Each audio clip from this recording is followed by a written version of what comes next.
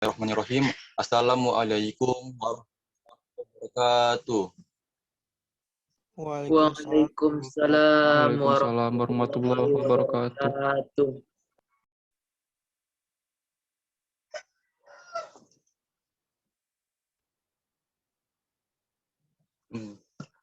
wabarakatuh. Alhamdulillahirabbil alamin wassalatu wassalamu ala asrofil anbiya'i wal mursalin nabiyina Muhammad wa habibina Muhammadin wa ala alihi washabihi ajmain. Wa ma tabi'ahum bi ihsanin ila yaumiddin. Amma ba'du. Pertama-tama marilah kita panjatkan puji syukur kehadirat Allah Subhanahu wa taala yang mana atas berkat dan rahmatnya kita dapat berhadir pada acara ini pada kajian rutin FMIPA dan Fakultas Teknik. Tak lupa pula salawat berangkaikan salam kita hadiahkan kepada junjungan kita Nabi besar Muhammad SAW. Semoga dengan bersalawat kepada beliau kita mendapatkan syafaatnya dan termasuk ke dalam umat beliau. Amin amin rabbil alamin. Cek.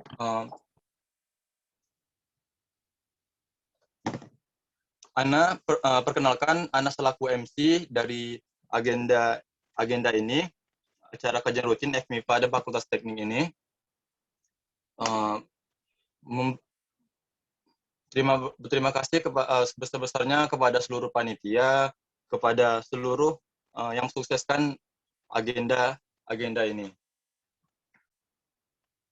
Kemudian terima kasih juga kepada seluruh peserta yang telah hadir untuk menyemarakan agenda kajian rutin ini. Sebelumnya, Anda mau tanya ini, ada yang tahu nggak tema dari agenda ini? Ada yang bisa jawab?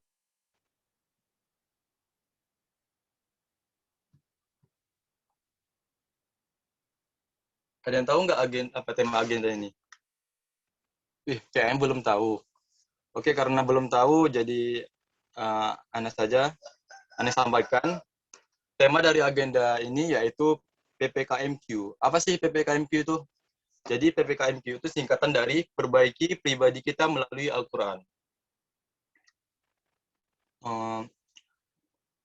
Kemudian selanjutnya untuk mensyahdukan acara kita ini, acara kajian rutin ini, maka selanjutnya akan ada pembacaan ayat suci Al-Quran oleh Saudara Muhammad Bakheri. Kepada Saudara Muhammad Bakheri, dipersilakan.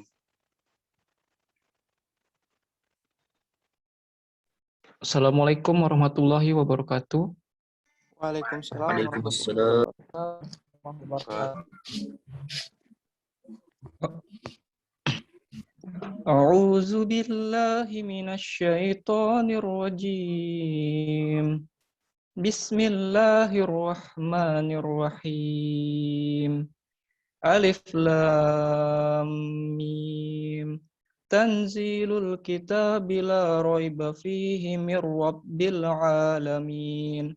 Am yakuluna iftarah bal huwal haqqu mir rabbika litunzira qauman ma atahum min nadhirin min qablika la'allahum yahtadun. Allahul ladzi khalaqas samawati wal arda wa ma bainahuma fi sittati ayyamin tsumma stawa 'alal 'arsy ma lakum min dunihi min waliyyin wala syafi' afala tatadzakkarun. Yudabbirul amra minas samai ilal ardi thumma ya'ruju ilaihi fi yaumin kana miqdaruhu alfasanatim mimma ta'uddun. Dzalika alimul ghaibi wasyahadatil azizur rahim. Alladzi ahsana kulla syai'in khalaqahu wa bada'a khalqal insani min tin. Thumma ja'ala naslahu min sulalatin min ma'in mahin. ثم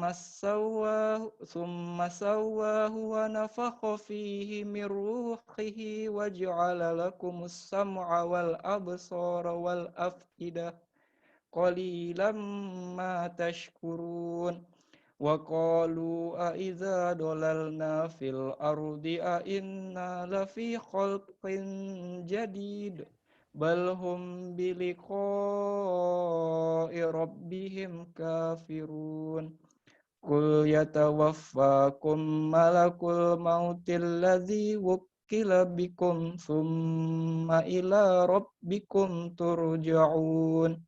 Sadaqallahul azim. Assalamualaikum warahmatullahi wabarakatuh. Waalaikumsalam. Waalaikumsalam warahmatullahi wabarakatuh. Syukran kasir kepada saudara Muhammad Bakheri yang telah membacakan ayat suci Al-Quran dengan baik.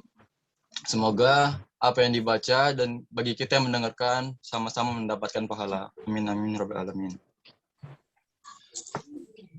Selanjutnya yaitu kata sambutan dari Ketua Panitia Acara Kajian Rutin FMIPA Teknik Anti Panik ini. Kepada Saudara Mibza Hariri, dipersilakan.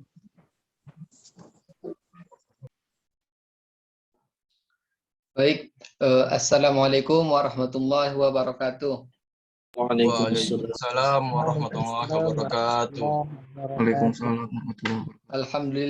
Alhamdulillahi rabbil alamin, wassalatu wassalamu ala asrafil anbiya'i wal mursalin, sayyidina wa maulana Muhammad wa ala alihi wa sahbihi ajma'in, amma ba'du.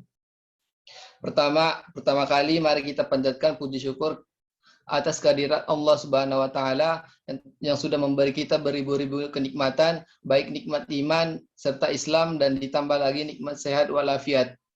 Hingga pada saat ini kita bisa bergabung di Zoom meeting ini dalam kajian rutin FMIPA Teknik yang insya Allah dimuliakan oleh Allah Subhanahu wa taala.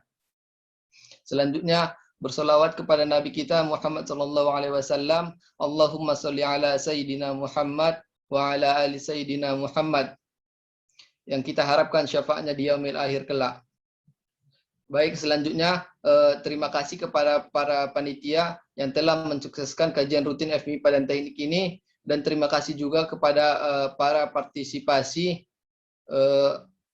yang telah berkenan hadir dalam kajian kita yang insya Allah sebentar lagi akan kita mulai ini. Dari kajian ini kita berharap kepada kita semua untuk meningkatkan kualitas pribadi kita melalui Al-Quran. Jadi semoga dengan diadakannya kajian ini, kita semoga lebih paham dan mengerti bagaimana pentingnya memperbaiki pribadi kita melalui Al-Quran. Mungkin itu saja yang bisa saya sampaikan. Mohon maaf bila ada kata-kata yang kurang berkenan. Billahi taufiq wal hidayah. Assalamualaikum warahmatullahi wabarakatuh. Waalaikumsalam warahmatullahi wabarakatuh. Baiklah, syukran kasir atas kata sambutan dari Ketua Panitia kita, Saudara Mibza Hariri. Selanjutnya, yaitu kata sambutan dari Koordinator Fakultas Teknik, yaitu Saudara Heru Harmansyah. Kepada silakan. Baik, bismillah. Assalamualaikum warahmatullahi wabarakatuh. Waalaikumsalam warahmatullahi wabarakatuh. Izin teman-teman, apa kedengaran suara saya? Dengar ya? Kedengaran. Oke, baik. Bismillah. Alhamdulillahirabbil alamin wa bihi nasta'in ala umur dunya waddin. Wassalatu wassalamu ala asrafil anbiya'i wal mursalin wa ala alihi wa sahbihi wa sallim ajma'in. Amma ba'du. Qala Allah ta'ala fil Qur'anil Karim, a'udzu billahi minasyaitonir rajim. Bismillahirrahmanirrahim. Auzid 'alaihi wa rattilil Qur'ana tartila. Shadaqallahul azim.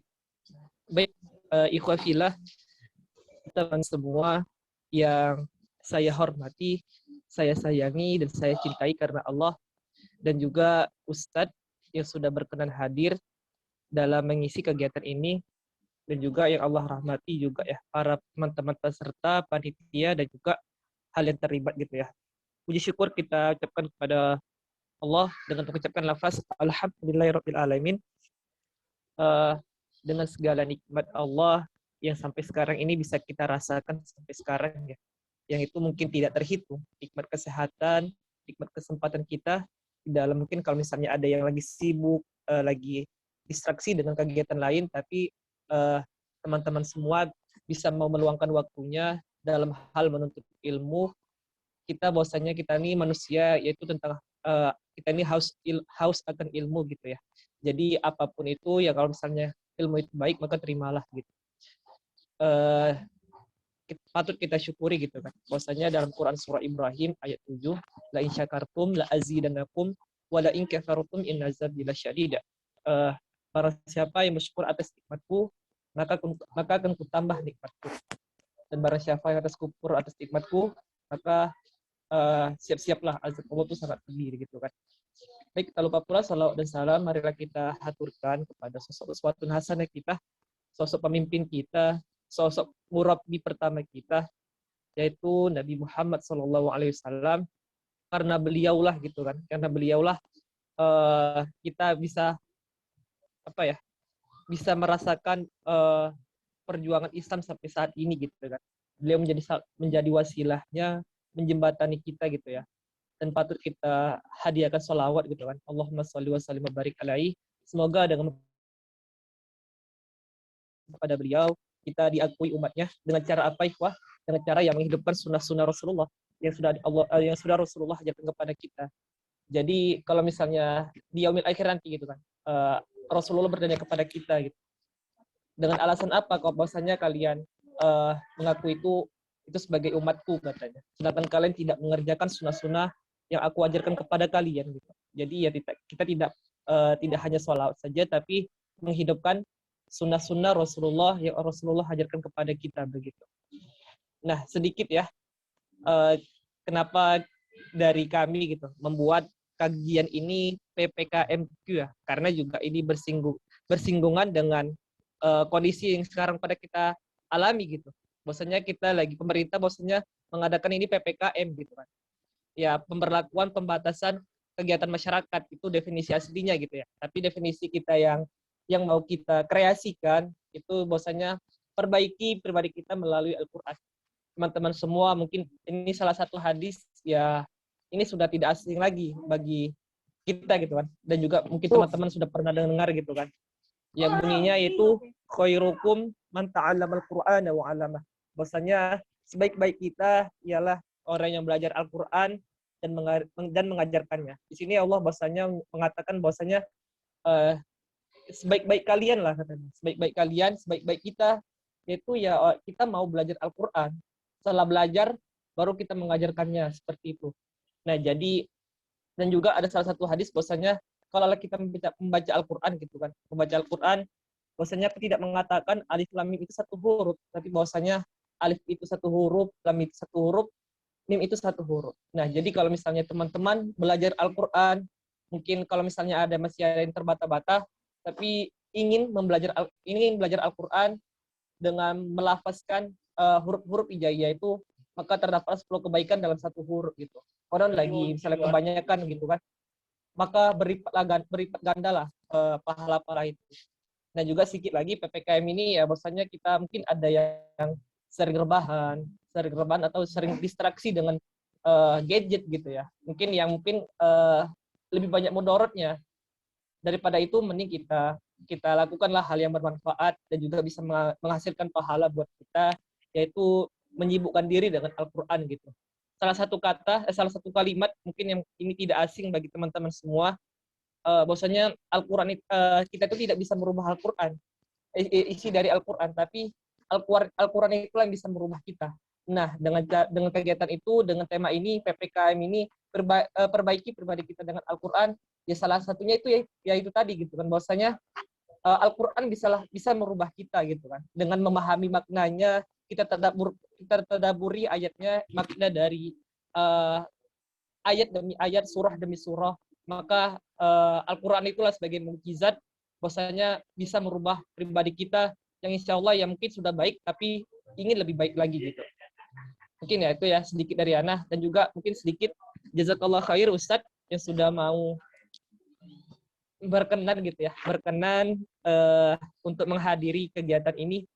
Sebelumnya sudah pernah hadir ya Ustadz ya, mungkin dalam Wajiha Istana Quran, tapi ini dalam ini kegiatan mahasiswa Islam gitu ya. Mungkin itu Ustadz, barakallahu fikum. Mungkin itu dari Ana. Semangat teman-teman semua, siapkan catatannya, pulpennya. Insya Allah kita mendengarkan apa yang disampaikan oleh Ustadz ini, insya Allah berkafaah dan juga bisa kita ambil hikmahnya, kita ambil sedikit ilmunya gitu. Mungkin itu dari Ana. Afwan jika terdapat kesalahan dari kata-kata yang Ana lontarkan. Afwan jidan. Assalamualaikum warahmatullahi wabarakatuh. Ya, Ana kembalikan kepada MC. Waalaikumsalam warahmatullahi wabarakatuh. Syukran kasir kepada Koordinator Fakultas Teknik yang telah menyampaikan kata sambutan yang sungguh banyak mengandung pesan-pesan moral yang baik. Selanjutnya, untuk menambah keberkahan acara ini, maka akan ada pembacaan doa dari Saudara Ilham Al-Farizi kepada Saudara Tafadhol. Ibu silakan. Assalamualaikum warahmatullahi wabarakatuh. Waalaikumsalam warahmatullahi wabarakatuh.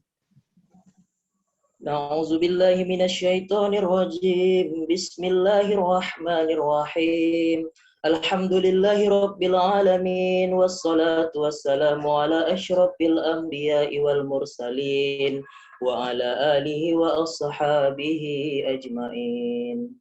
Allahumma ighfir lana dzunubana wa liwalidayna warhamhuma kama rabbayana shighara wa li jami'il muslimina wal muslimat wal mu'minina wal mu'minat al ahya'i minhum wal amwat innaka ala kulli syai'in qadir.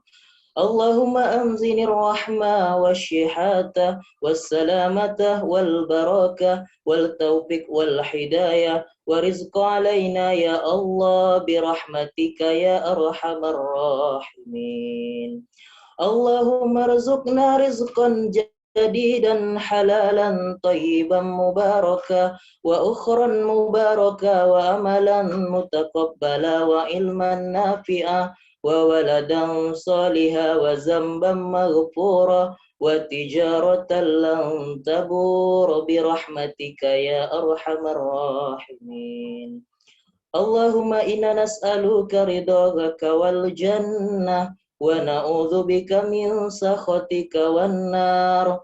Rabbana la tuzigh qulubana ba'da idh hadaitana wa hab lana min ladunka rahmah innaka antal wahhab.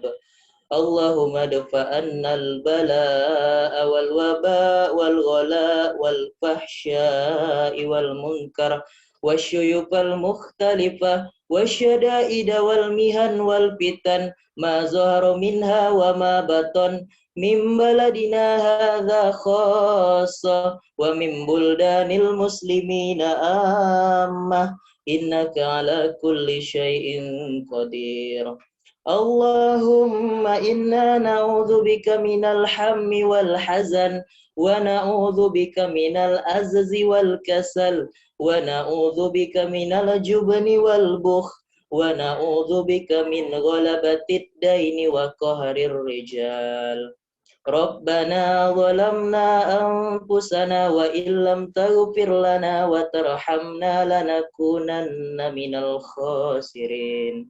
Rabbana atina fid dunya hasanah wa fil akhirati hasanatan wa qina adzabannar. Wa sallallahu ala sayyidina Muhammadin wa ala alihi wa sahbihi wa barik wa sallim. Subhana rabbika rabbil izzati amma yasifun. Wassalamun alal mursalin walhamdulillahi rabbil alamin. Assalamualaikum warahmatullahi wabarakatuh. Waalaikumsalam. Waalaikumsalam warahmatullahi wabarakatuh. Syukran kasir kepada Saudara Ilham Al-Farizi yang telah membacakan doa untuk menambah keberkahan dari acara kita ini. Selanjutnya, sebelum memulai acara, ada baiknya saya memperkenalkan moderator kita. Untuk itu, kepada panitia, bisa di share screen CV moderatornya.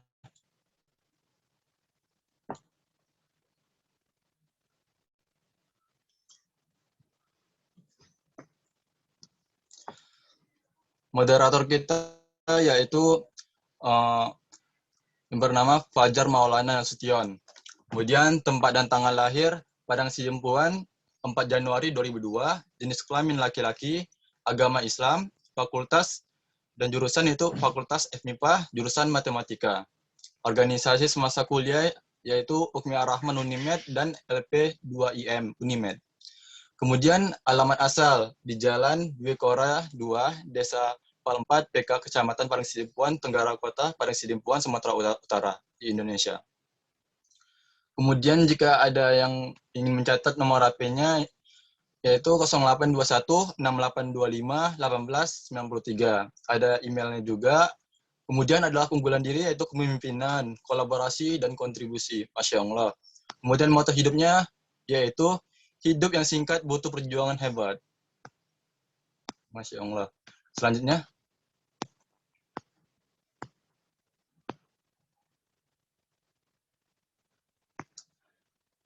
Pendidikan formal yaitu Min 2 Pal 4 PK. Sekolah dasar di Min 2 Pal 4 PK. Kemudian SMP di SMP IT Nurul Ilmi Padang Sidempuan, kemudian di SMA IT Nurul Ilmi Padang Sidempuan, dan sekarang berkuliah di Universitas Negeri Medan dengan jurusan matematika. Kemudian pendidikan non formal atau training dan seminar yang diikuti yaitu pernah mengikuti Google Indonesia di bidang IT bisnis. Selanjutnya, Masya Allah, banyak sekali. Ada pena para penulis, scholar official, kolaps 3 komunitas, dan lain sebagainya. Pengalaman kerja yaitu menjadi guru les private mengaji Iqra dan Al-Quran pada 2020. Masya Allah. Selanjutnya, ada kemampuan bahasa Indonesianya, kemudian bahasa Inggris, bahasa Arab. Masya Allah. Sungguh banyak aktivitas dan organisasi yang diikuti oleh moderator kita ini. Selanjutnya, saya akan menghimbau untuk para peserta pada acara ini untuk mengaktifkan kameranya agar acara kita berjalan dengan hikmat dan juga bersemangat. Forum Ana serahkan kepada moderator kita, disilahkan. Terima kasih kepada MC kita, Akh Ardiansyah. Baiklah, bismillahirrahmanirrahim. Assalamualaikum warahmatullahi wabarakatuh. Waalaikumsalam warahmatullahi wabarakatuh.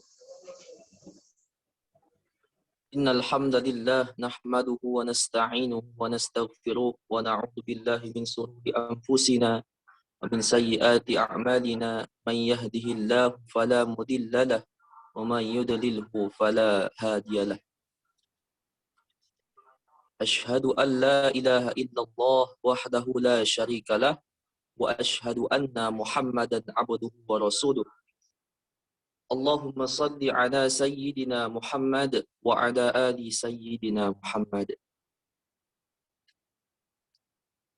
Baiklah, yang pertama-tama, tidak bosan-bosannya marilah kita bersyukur kehadirat Allah Subhanahu wa taala yang telah memberikan kepada kita begitu banyak nikmat yang tak terkira tentunya, sehingga kita masih bisa berkumpul walaupun melalui room Zoom meeting ini. Kemudian yang kedua, tidak lupa pula kita senantiasa melantunkan solawat kepada junjungan alam Nabi besar Muhammad sallallahu alaihi wasallam dengan melafazkan Allahumma shalli ala sayyidina Muhammad wa ala ali sayyidina Muhammad. Karena kita yang mengaku sebagai umatnya seharusnya dapat mengimani beliau dan dapat menjalankan berbagai sunnah, berbagai syariat yang beliau anjurkan dalam kehidupan beliau selama kurang lebih 34 tahun. Kemudian 24 tahun. Kemudian selanjutnya Ana tadi sudah diperkenalkan oleh MC kita, Ardiansyah. Dalam kesempatan kali ini kita sama-sama mengikuti kajian anti panik, kajian rutin FMIPA teknik melalui tema yaitu PPKMQ, perbaiki pribadi kita melalui Al-Quran. Mungkin yang pertama langsung saja ya, sudah kita ketahui bersama ya melalui flyer yang sudah disebarkan, yakni siapa pemateri kita pada kesempatan kali ini. Pemateri kita yaitu Ustadz Miqdar Qur'ani. Ana akan memperkenalkannya secara ringkas mungkin ya kepada panitia, mungkin bisa share screen CV beliau.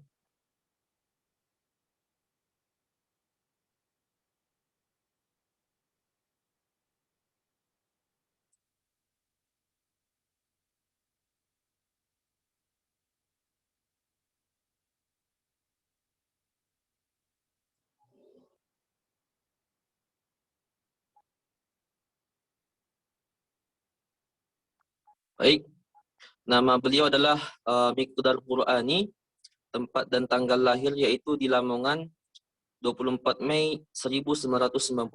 Asal beliau dari Lamongan, Jawa Timur. Alamat domisili secara spesifik Gang Kancil nomor 14 RT 1 RW 2 Rangunan Pasar Minggu, Kota Jakarta Selatan, daerah khusus Ibu Kota Jakarta. Adapun saat ini beliau sedang menempuh perguruan tinggi, pendidikan perguruan tinggi yakni di Universitas Lipia Jakarta. Kemudian jurusan beliau adalah perbandingan mazhab. Beliau sekarang sedang berada di tingkat 3,5 atau semester 7. Jenis kelamin beliau adalah laki-laki. Nomor telepon mungkin bagi yang membutuhkan atau memang perlu 0812 1277 6125. Email beliau miqdarqurani@gmail.com. Kemudian blog, dia memiliki blog. Mungkin bagi teman-teman yang ingin mengunjungi blog beliau, prophetspider.wordpress.com. Facebook Miqdar Qur'ani, Instagram @miqdarq. Riwayat pendidikan beliau. Yang pertama adalah TK Aisyah Bustanul Atfal Lamongan 2001 sampai 2003. Kemudian SDN Unggulan Jetis 3 Lamongan 2003 sampai 2009. MTSN Model Babat 2009 hingga 2012. Kemudian yang keempat MAN 3 Malang 2012 hingga 2015, dan yang terakhir adalah Universitas Lipia dari tahun 2015 hingga sekarang masih semester 7. Kemudian riwayat organisasi. Ketua BDI atau Badan Dakwah Islam MAN 3 Malang tahun 2013 sampai tahun 2014.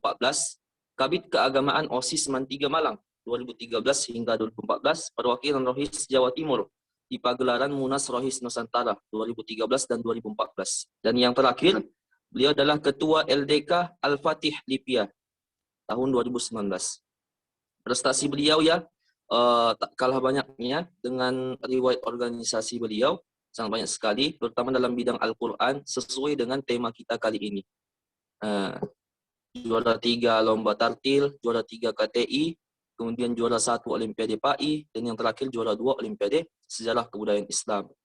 Adapun amanah beliau saat ini yakni sebagai Ketua Puskobda FSLDK Jadebek, yakni Jakarta, Depok, dan Bekasi. Kemudian Ketua MS Majelis Syuro LDK Al-Fatih Lipia.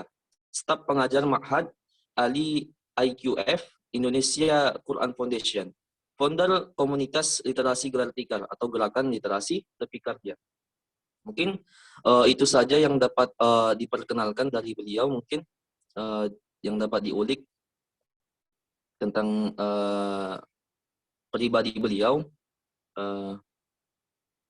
Selanjutnya mungkin langsung saja kita kepada penyampaian materi oleh guru kita Al-Ustadz Miqdad Al-Qurani. Namun sebelum itu ada baiknya kita menjaga adab-adab menuntut ilmu. Yang pertama mungkin luruskan dulu niatnya, kemudian dengarkan dengan seksama apa yang disampaikan beliau, karena pada kesempatan kali ini beliau adalah guru kita. Dan pada kesempatan yang akan datang, beliau juga tetap menjadi guru kita. Karena ada yang mengatakan bahwa tidak ada istilah mantan guru, yang ada istilah mantan murid. Nah, mungkin langsung saja kepada Ustazuna, waktu dan layar dipersilahkan. Tafadhal mashkuran ya Ustazuna. Oke. Cek 1 2, suaranya jelas ya?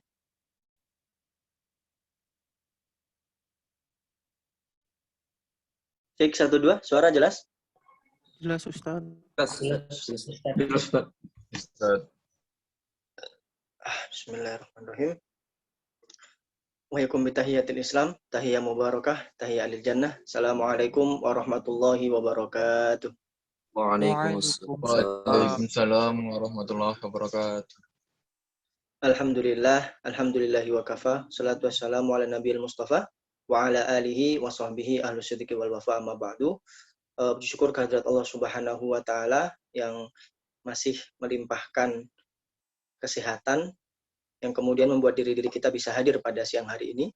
Juga tentunya kesempatan yang bisa jadi momen-momen seperti ini tidak dirasakan oleh orang-orang lain, mahasiswa-mahasiswa lain yang ada di Universitas Medan ya, terkhusus, atau kemudian yang di luar itu. Yang kedua, salawat dan salam semoga tercurahkan kepada junjungan kita Nabi besar Muhammad sallallahu alaihi wasallam. Allahumma sholli alaihi.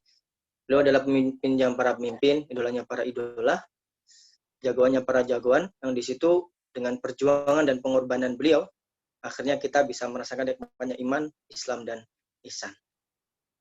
Wa'alaikumsalam. Alhamdulillah kembali bertemu dengan kawan-kawan dari Medan, Horas Medan, Masya Allah. Ini kali ketiga sepertinya, kali ketiga anak mengisi di agenda dari lembaga-lembaga dakwah yang ada di Universitas Medan ya, pernah diundang Istana Quran, kemudian sekarang diundang oleh UKM Ar-Rahman dan lain sebagainya gitu. Yang tentu ini semua bukan karena ketidaksengajaan ya, akan tapi sudah dirancang oleh Allah Subhanahu wa taala dengan sedemikian indahnya, yang di situ kemudian akhirnya kita bisa merasakan nikmat ukhuwah, kita bisa bersilaturahim, kita bisa saling bertemu lewat Zoom pada siang ini. Teman-teman sekalian ya, sebelumnya untuk agenda pada siang hari ini gitu, judulnya bisa dibilang unik gitu, PPKM-ku, perbaiki pribadi kita melalui Al-Quran. Nah ini kalau yang undang itu UKM Ar-Rahman gitu ya, itu judul kajiannya itu mesti asik gitu, mesti relevan dengan yang ada sekarang gitu. Nah ini salah satunya perbaiki pribadi kita melalui Al-Quran. Nah teman-teman, kalau kita lihat bagaimana kondisi dunia hari ini, terkhusus Indonesia, itu memang benar-benar sudah sangat mengenaskan ya. Bagaimana kemudian terutama di Indonesia mulai awal bulan Juli itu kemudian lonjakan virus COVID-19 itu terus naik dan naik gitu. Terus meroket dan meroket. Nah, di sini tentu yang semakin kita sayangkan ya, bagaimana kemudian tingkat positifnya itu kasus positifnya semakin banyak ya, sudah tercatat sampai 3.400.000. Meskipun tingkat kesembuhannya juga banyak, 2.770 yang Anda baca gitu. Akan tapi yang harus kita benar-benar cermati ya, bahwa semakin ke sini angka kesembuhan dan angka positif itu semakin jauh gitu. Dulu itu cuma terpaut 200.000 teman. Cuma terpaut 200.000. Sekarang berarti terpaut sekitar 600.000 gitu. Terpaut 600.000 jiwa antara yang positif dengan yang sembuh. Nah, belum lagi ya yang kemudian meregang nyawa, meninggal dunia karena virus COVID-19 sudah mencapai 94.000, hampir menyentuh angka 100.000. Nah, di situ ya teman-teman tentu sebisa mungkin kita terus berikhtiar ya sebagai seorang manusia untuk kemudian bagaimana caranya agar kita dapat menghindarkan diri dari virus corona dengan taat prokes, kemudian vaksin dan berbagai ikhtiar-ikhtiar yang telah dianjurkan oleh para pakar dan ilmuwan. Gitu. Dan kondisi yang Ana sampaikan tadi secara statistik itu teman-teman, itu sebenarnya ya bukan berarti ya lumayanlah Indonesia daripada negara lain. Gitu. Nah, tentu tidak boleh berpikiran seperti itu. Mengapa? Karena nyawa itu bukan statistik. Nyawa itu manusia. Gitu. Yang artinya berapapun jumlah yang meninggal dunia, itu orang Indonesia. Itu saudara kita, dan lain sebagainya. Gitu. Maka di situ, sebisa mungkin ya, kita mendukung ya, berbagai ikhtiar, baik itu dari pemerintah, dari komunitas, dari lembaga, dan lain sebagainya. Bagaimana caranya kita bisa saling menjaga diri, menjaga orang-orang yang ada di sekitar kita, dan kemudian bagaimana juga diri-diri kita mampu untuk saling menolong sesama, terkhusus di masa-masa PPKM, masa-masa yang kemudian banyak batasan-batasan yang sebelumnya tidak kita rasakan sebelum adanya virus corona. Nah, di sini teman-teman kemudian insya Allah pada siang hari ini kita akan membahas PPKM dari sudut pandang yang lain nih. Jadi bukan yang PPKM yang diputuskan oleh pemerintah ya, tapi bagaimana kemudian kita memperbaiki pribadi kita melalui Al-Quran. Nah, sebelum melangkah lebih jauh, Ana selalu menyampaikan hadis tentang ini ya, ketika menyampaikan materi tentang Al-Quran. Dan Ana rasa ini hadis yang sangat dahsyat gitu ya. Bagaimana agar kemudian kita selalu termotivasi untuk hadir dalam halaqah Al-Quran, untuk hadir dalam kajian-kajian yang bahas tentang Al-Quran, dan lain sebagainya. Gitu. Di sini kemudian dijelaskan ya, oleh Rasulullah SAW dalam hadis yang diriwayatkan oleh Imam Muslim. Qala Rasulullah SAW, "Majtama'a qaumun fi baitin min buyutillah." Tidaklah suatu kaum berkumpul di salah satu rumah Allah. Yatluna kitabullah, membaca kitabullah. Wa yatadarasunahu bainahum, dan saling mengajarkan satu dengan yang lain. Illa nazalat alaihimus sakinah wa ghasyiyatuhumur rahmah wa haffathumul malaikah wa dzakarahumullahu fi man indah. Teman-teman sekalian, dalam hadis ini Rasulullah SAW menyampaikan kepada kita keutamaan majelis ilmu yang di situ membahas tentang Al-Qur'an. Keutamaan yang pertama, nazalat alaihimus sakinah. Akan turun kepada mereka sakinah. Akan turun kepada mereka ketenangan. Tentu ketenangan adalah nilai yang sangat mahal, terutama di kondisi-kondisi sekarang, teman-teman. Bagaimana kemudian virus corona yang ada di sekitar kita, itu seringkali membuat kita parno, seringkali membuat kita itu cemas, khawatir berlebihan, dan lain sebagainya. Di sini kemudian Al-Quran hadir sebagai penenang hati teman-teman semua. Kemudian yang kedua, wa ghasyiyatuhumur rahmah, akan dinaungi rahmat oleh Allah Subhanahu wa Ta'ala. Disinilah kemudian keutamaan para ahli Quran. Mereka adalah orang yang paling disayang oleh Allah Subhanahu wa Ta'ala, karena majelis-majelis yang membicarakan tentang Al-Quran itu selalu dinaungi oleh rahmatnya. Wa haffathumul malaikah, akan dikelilingi para malaikat. Nah, di sini kemudian yang suka dengan kajian tentang Al-Quran, yang suka dengan kajian-kajian yang membahas tentang keutamaan Al-Quran, gitu, itu yang menghadiri bukan hanya dari golongan manusia, tapi juga dari golongan malaikat. Kalau kita lihat pada siang hari ini, gitu ya, yang hadirkan sekitar 59 ya. Tapi kalau kita menilik dari hadis ini, ya, teman-teman sekalian, bisa jadi di samping kanan kiri teman-teman, di atas teman-teman, di sekitar teman-teman, itu ada malaikat yang juga lagi nyimak kajian pada siang hari ini. Mengapa? Karena kajian-kajian yang membahas tentang Al-Quran itu wahaffathumul malaikah, akan dikelilingi para malaikat, saking agungnya, saking besarnya keutamaan yang ada di dalamnya. Dan kemudian keutamaan yang terakhir, wa dzakarahumullahu fi man indah. Dan Allah akan menyebut-nyebut mereka di sisi makhluk yang dimuliakan di sisinya. Disinilah kemudian Allah Subhanahu wa Ta'ala itu sangat bangga, ya, sangat bangga kepada orang-orang yang menghadiri kajian ilmu tentang Al-Quran, Bahkan saking bangganya Allah Subhanahu wa taala, nama mereka disebut satu-satu gitu ya di makhluk yang dimuliakan di sisinya, yaitu para malaikat. Jadi bayangin ya teman-teman sekalian di sini gitu ya. Misal tadi moderator ya, Fajar karena hadir di kajian ilmu PPKM-ku gitu ya.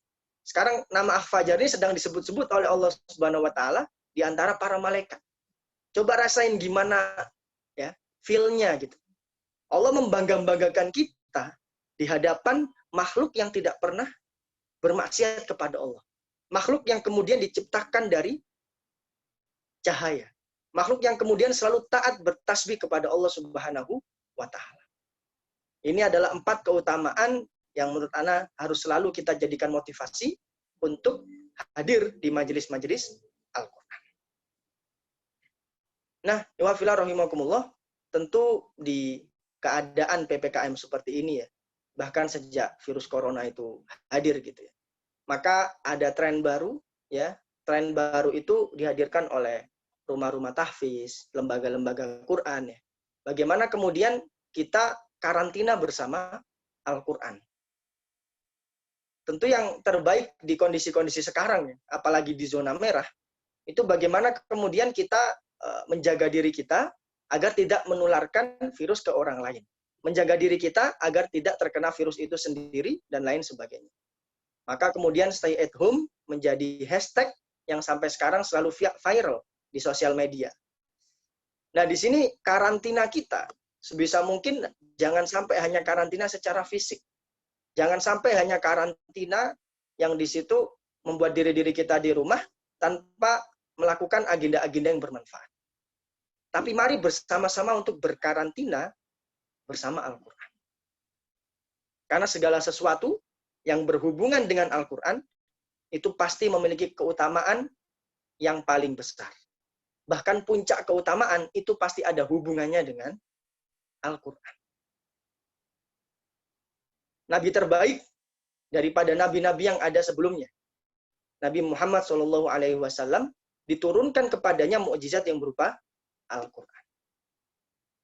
Malaikat Jibril menjadi malaikat yang paling utama di antara malaikat-malaikat yang lain dikarenakan Al-Quran. Atau kalau bahasa sekarang, malaikat Jibril ini menjadi kurir Al-Quran. Dari Allah Subhanahu wa taala ke Nabi Muhammad ditalakikan setiap tahunnya, khususnya di bulan Ramadan. Kemudian bulan yang sangat utama daripada bulan-bulan yang lain, bulan Ramadan. Mengapa? Dikarenakan di bulan itu diturunkan Al-Quran. Malam yang paling utama, bahkan lebih dari 1000 bulan, jika kita melaksanakan ibadah di dalamnya, adalah malam Lailatul Qadar. Apa sebabnya? Karena Al-Quran diturunkan pada malam tersebut. Maka di sini kemudian segala sesuatu yang lekat dengan Al-Quran itu pasti berkah, pasti utama, pasti menjadi sesuatu yang kemudian selalu dibanggakan di sisi Allah Subhanahu wa taala. Nah, maka di sini ya kita harus bersama-sama mengetahui jika kita karantina bersama Al-Quran, membacanya, membaca terjemahnya, tafsirnya, tadaburnya, kemudian pastinya mengamalkan dan mempraktekkan dalam kehidupan sehari-hari, maka di sini kita perlu mengetahui keutamaannya agar kita benar-benar ajak, benar-benar termotivasi untuk fokus bisa karantina bersama Al-Quran. Di sini ada 5 keutamaan jika kita karantina bersama Al-Quran. Jika kita sering membaca Al-Quran. Yang pertama adalah obat segala penyakit, meraih ketenangan jiwa, diangkat derajatnya, menjadi keluarga Allah Subhanahu wa taala, dan yang terakhir meraih syafaat di hari kiamat. Nah, yang pertama ya teman-teman sekalian, ini mungkin ayat yang sudah sering dibaca oleh teman-teman dan teman-teman semua tentu sudah sering ya menyimak tentang ayat ini. Kan tapi mari bersama-sama kita baca ayat ini ya. Kita pahami artinya, kita pahami tafsirnya. Al-Quran adalah obat segala penyakit.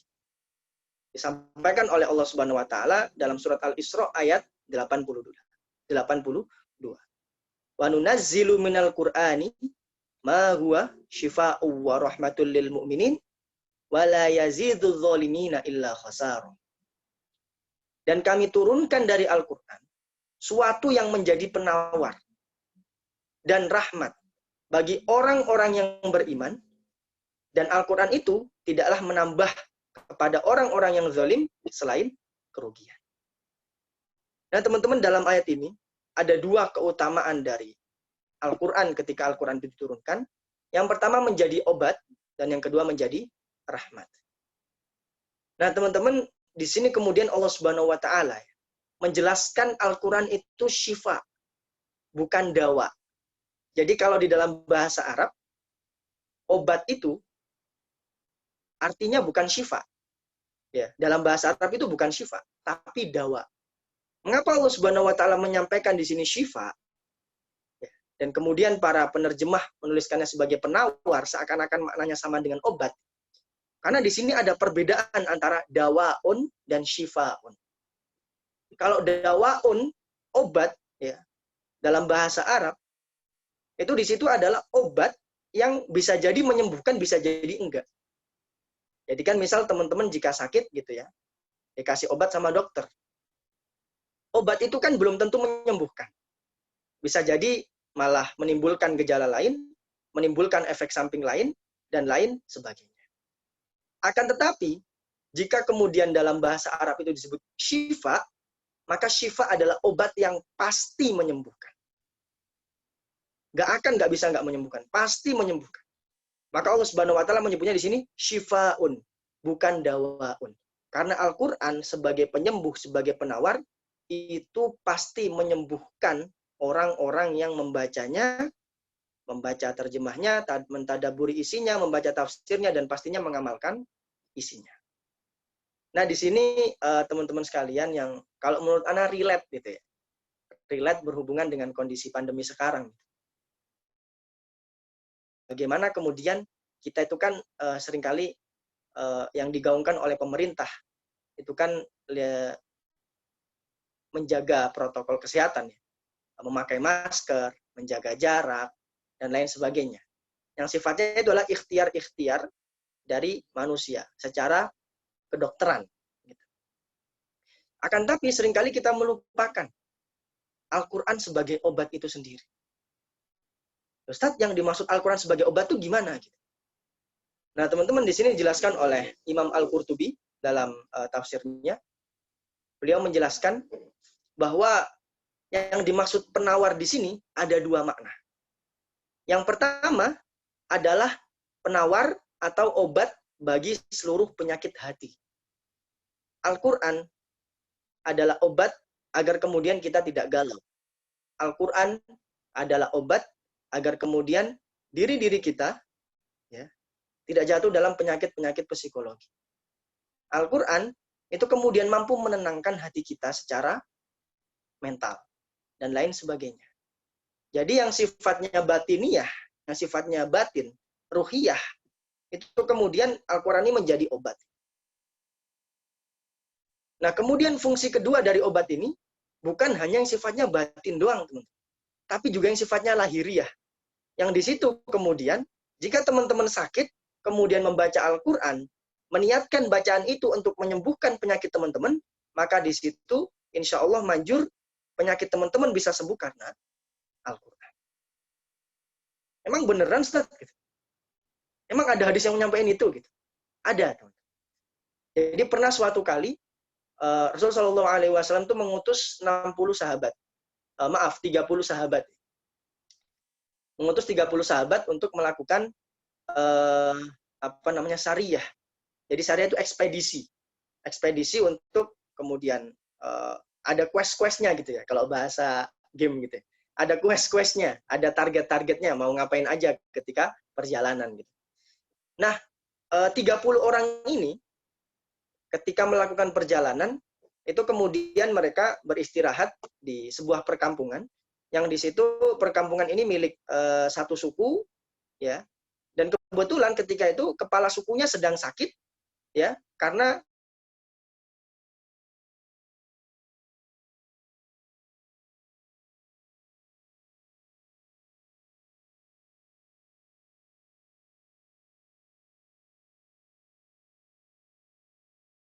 surat Al-Fatihah, ya, membacakan surat Al-Fatihah 10 kali. Kemudian bacaan ini diniatkan untuk menyembuhkan gigitan ular dari kepala suku ini. Nah, disitulah teman-teman kemudian beberapa waktu setelahnya, gitu ya, akhirnya kepala suku ini sembuh secara mujarab karena bacaan Al-Quran dari sahabat tersebut. Akhirnya karena sembuh, maka di sini kemudian 30 sahabat ini, ya, diberi 30 kambing, diberi 30 kambing dari kepala suku.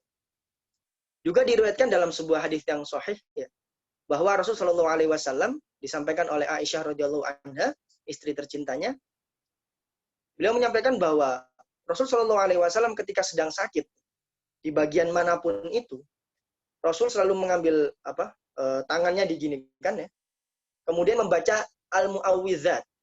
Al-Mu'awwidzat itu 3 surat, ya, yang kemudian sering kita baca dengan trikul, ya, sering kita kenal dengan trikul. 3 surat yang menjadi idola seluruh makmum di dunia, gitu ya. Kalau imam baca 3 ini, imamnya pasti yang paling top, gitu, yang paling dicintai oleh para makmum, gitu. Yang pertama surat Al-Ikhlas, yang kedua surat Al-Falaq, yang ketiga surat An-Nas. Nah, ini ya top 3 lah, ya, top 3 bacaan Quran yang paling disukai oleh imam, paling disukai oleh makmum, gitu. Kenapa? Ya karena cepat, gitu, biar cepat selesai sholatnya. Nah, di sini kemudian Rasulullah SAW ketika sedang sakit, itu tangannya ditaruh di depan muka seperti ini. Beliau membaca surat Al-Mu'awwidzat, yaitu Al-Ikhlas, Al-Falaq, dan An-Nas. Kemudian ditiupkan ke tangannya, seperti ini. Nah, ketika sudah ada di tangannya, kemudian digosokkan ke wilayah yang sakit, anggota badannya yang sakit. Misal kemudian ya tangannya sakit, gitu, maka kemudian digosokkan di sini. Atau misal kaki, maka digosokkan di kaki. Nah, maka kemudian beberapa waktu setelahnya penyakit itu akan sembuh. Nah, disinilah teman-teman yang misalkan teman-teman sedang sakit apapun itu, gitu ya.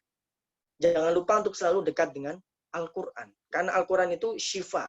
Al-Quran itu penyembuh.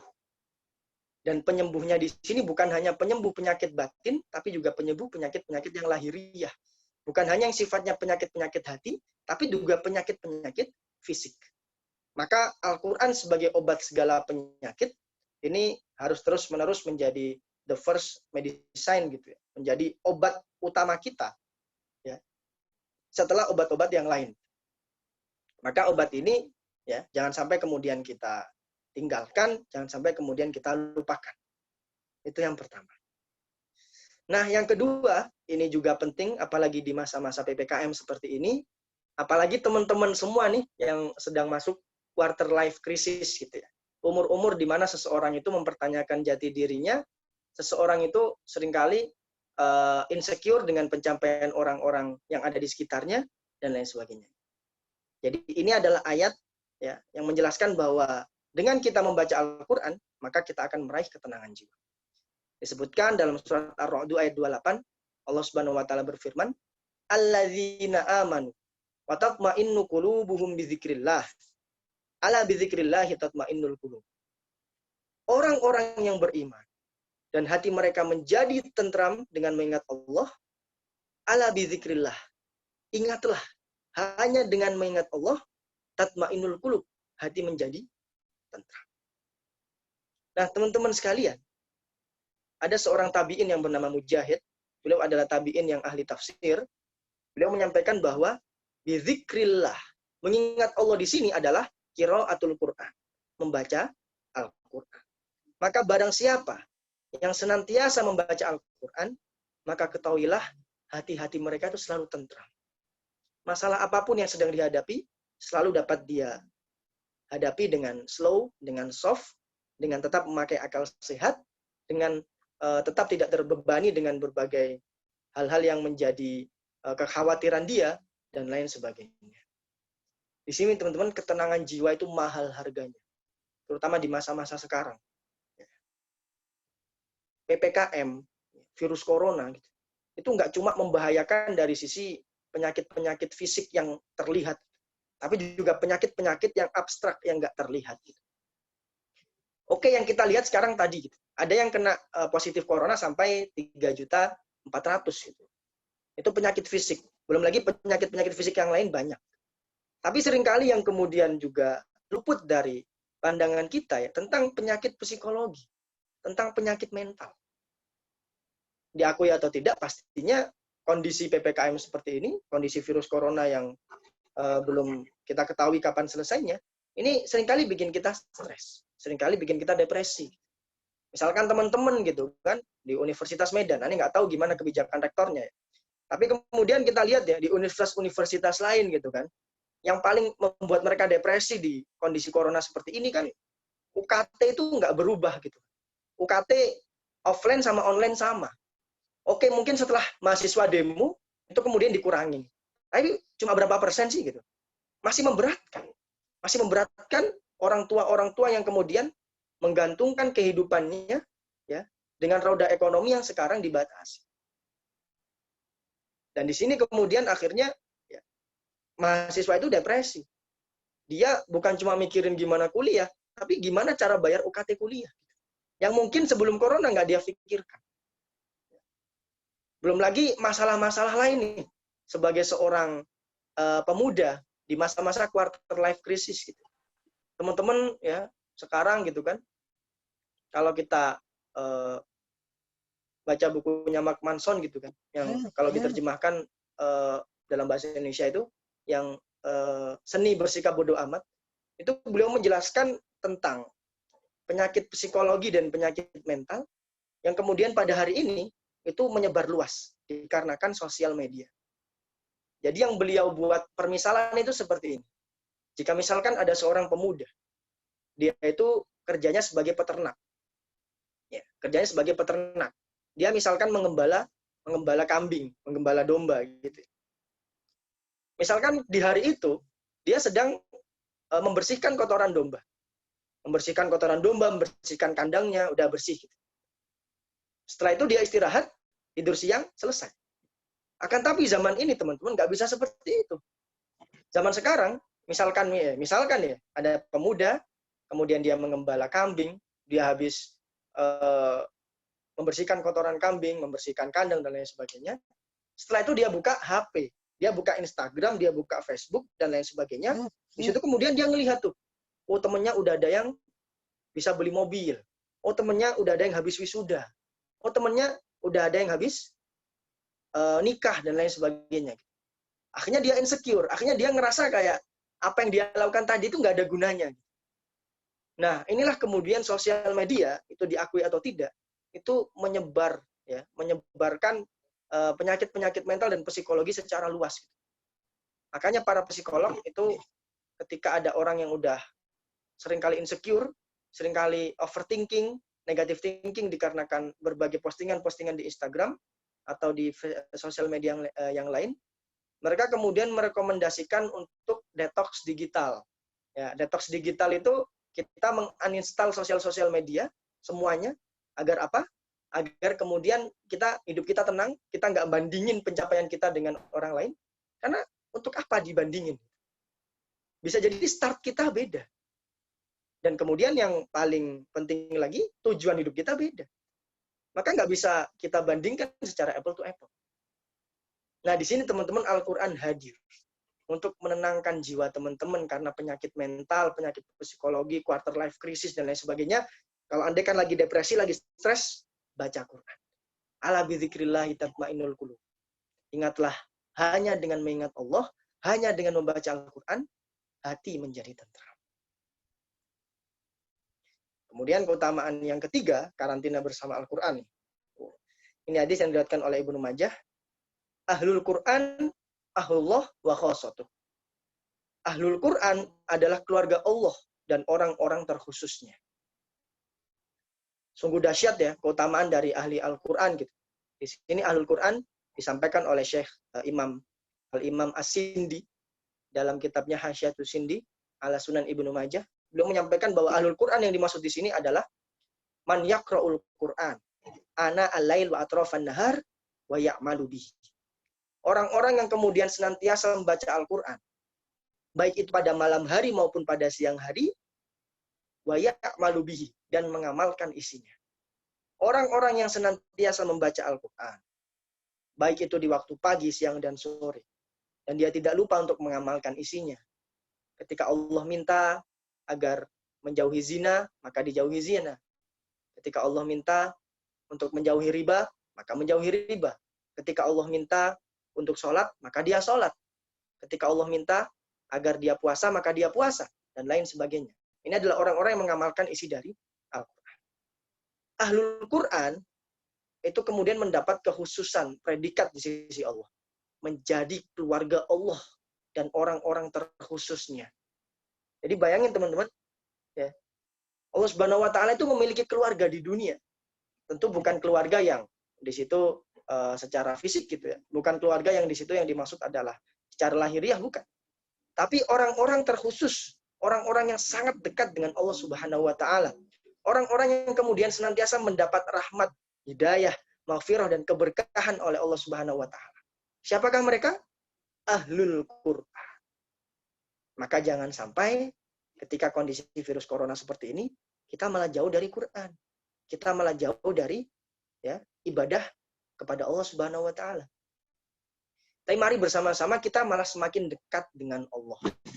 Karena dengan kita karantina bersama Al-Quran, di situ kita bisa lebih menjadwalisasi, menjadwalkan ya kapan saja kita pengen sama Quran.